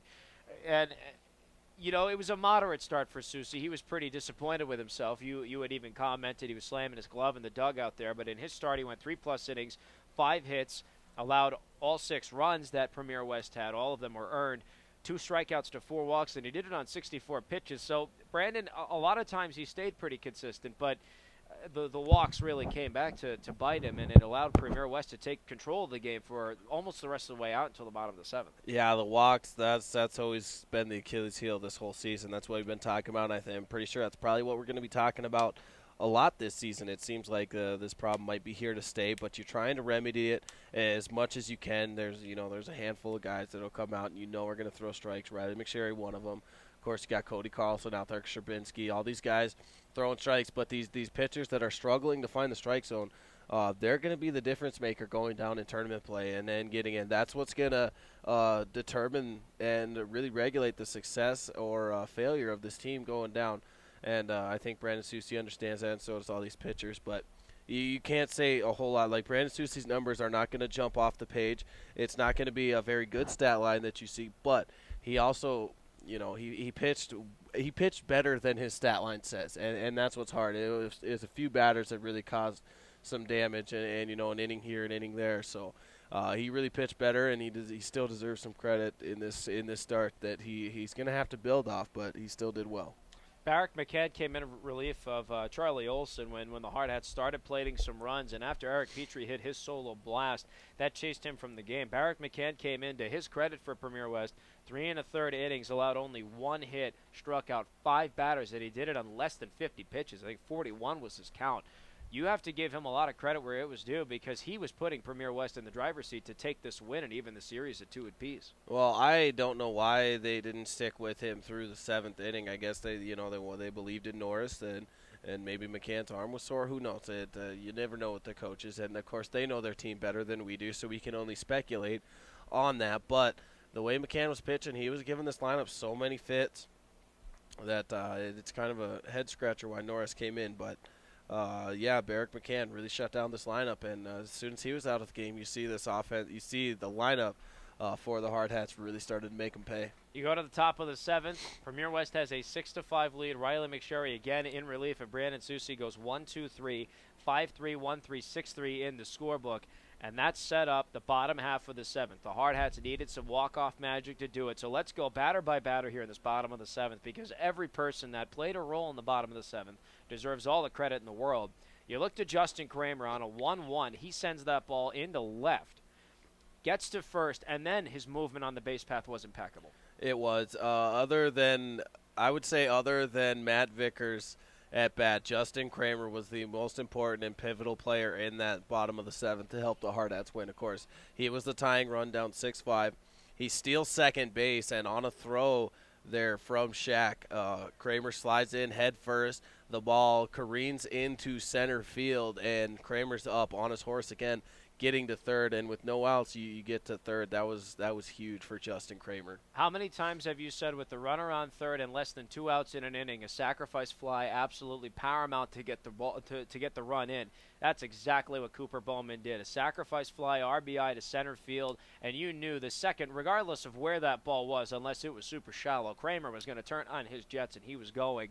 And sure enough, Bowman gets it deep enough to center field. Kramer scores, and we've got ourselves a tie ball game with the bases empty, which brought up Drake Messenger. Yeah, and you kind of got that feeling that they might come back. You get that feeling, they tie it up, and as soon as Kramer got on, we were like, okay, we've seen this team do this before. Let's see if they can do it against a good team like Premier West. And yeah, Cooper Bowman, just a textbook sacrifice fly. He got under the pitch, sent it deep enough into center field, got the sacrifice fly out there, and of course Drake Messenger then comes up and bunts his way on. He gets on, he gets on with the single out there, and what more can you ask for from Drake over here? Yeah, Drake Messenger gets on, and then he's advanced on a wild throw there from Jimmy LeConte at third, trying to get him, even though he was safe with the bunt single. So now you've got Messenger on second. He's replaced with Camp Fees just in case a base hit comes in to knock Fees. Zach Solano comes up, and the big head-scratcher of the day for you is they intentionally walk him. So let's set up why that's a head-scratcher. You either pitch to Solano, you either pitch to Vickers, who was next up, or should he get on base, you pitch to Eric Petrie and Timmy Paris if you even get that far. Not that you would need it at that scenario because you probably score your winning run by then, but, I mean, you picked your poison and you picked the wrong one. Yeah, it's tough, and Premier West definitely did their work. They understand Solano's such a good hitter, and maybe they thought the same thing that I said. Solano could have got that walk-off hit to win the game for him, and they didn't want Solano to beat him because but he's been in a slump. He has yet to hit in 6 straight games. That's unbelievable. I don't know what we'll see from that, but Solano's definitely going to be due for one here shortly. So they intentionally walk him. And then they go to Matt Vickers, who's been just absolutely on fire this entire series. I don't know why they would ever want to pitch to him. With that scenario, he was already 2 for 3 at that point with 2 RBIs, 2 singles, and all he needed was a base hit to score him. And, of course, he decided to get a little more than a base hit. Instead of getting a base hit, he decided to touch them all and get that 3-run blast. One pitch was all it took for Matt Vickers, a walk-off 3-run home run. Incredible to see how big he came up for his team. The reigning South Dakota American Legion Player of the Year wins it on a 3-run blast to right. And the Hardhats take a 9-6 win. Another stat line across the board for you. Premier West was 6 runs on 7 hits with 2 errors in the field. For the Hardhats, it was 9 runs on 10 hits, also 2 blemishes themselves. Riley McSherry got the win. He now improves to 2-0. This win coming in relief. So I'm sure this is another obvious one. I feel like I say that all the time when it comes to your MVP, but again, formality is formality. Who is it? Well, it was going to be Eric Petrie up until that last at bat because it's got to be Matt Vickers, that walk-off home run. That's the first walk-off home run that we've been able to call and see. And, of course, he went 3 for 4, 2 singles, that walk-off home run, 5 RBIs, and a run scored. So he's been so good this entire series. You got to give him credit all throughout the entire game. It was something special to watch, and he definitely gets the MVP of this game. I have to give you credit for giving me the stat of the day here, but the stat of the day, and this is just mind-blowing, in the bottom half of the 7th inning, 4 of the winning hard-hat runs were scored on 9 pitches, and that's all they needed. It was incredible to see how efficient they were with such few balls thrown towards them. Oh yeah, it was definitely something special to watch. like I said, after Kramer got on, you kind of just got that feeling. We've seen this team do it time and time again, and this offense just exploded, and it was so cool to see. Such a good game, and just shows that there's no quitting these guys. One last time for you, final stat line across the board. Premier West, 6 runs on 7 hits with 2 errors in the field. For the Hardhats, it was 9 runs on 10 hits, also with 2 errors in the field. Teddy, absolute blast calling baseball with you this weekend. It was a pretty busy weekend. The Hardhats take 3 out of 4 against the very gifted Premier West Cardinals club. Also, a very special thanks to Ben Conant of the Sports Ticket for keeping Post22Live.com alive and kicking. And as always, a special thanks to everybody back home with ESPN Radio, particularly Ian Rambo, Chris Halgo, and Steve Jacobs. For all of us here with the Post-22 Hardhats organization, until next week with the Veterans Classic Tournament here at Floyd Fitzgerald Stadium, this is Mark Minetti, the voice of the Post-22 Hardhats, saying so long and good afternoon.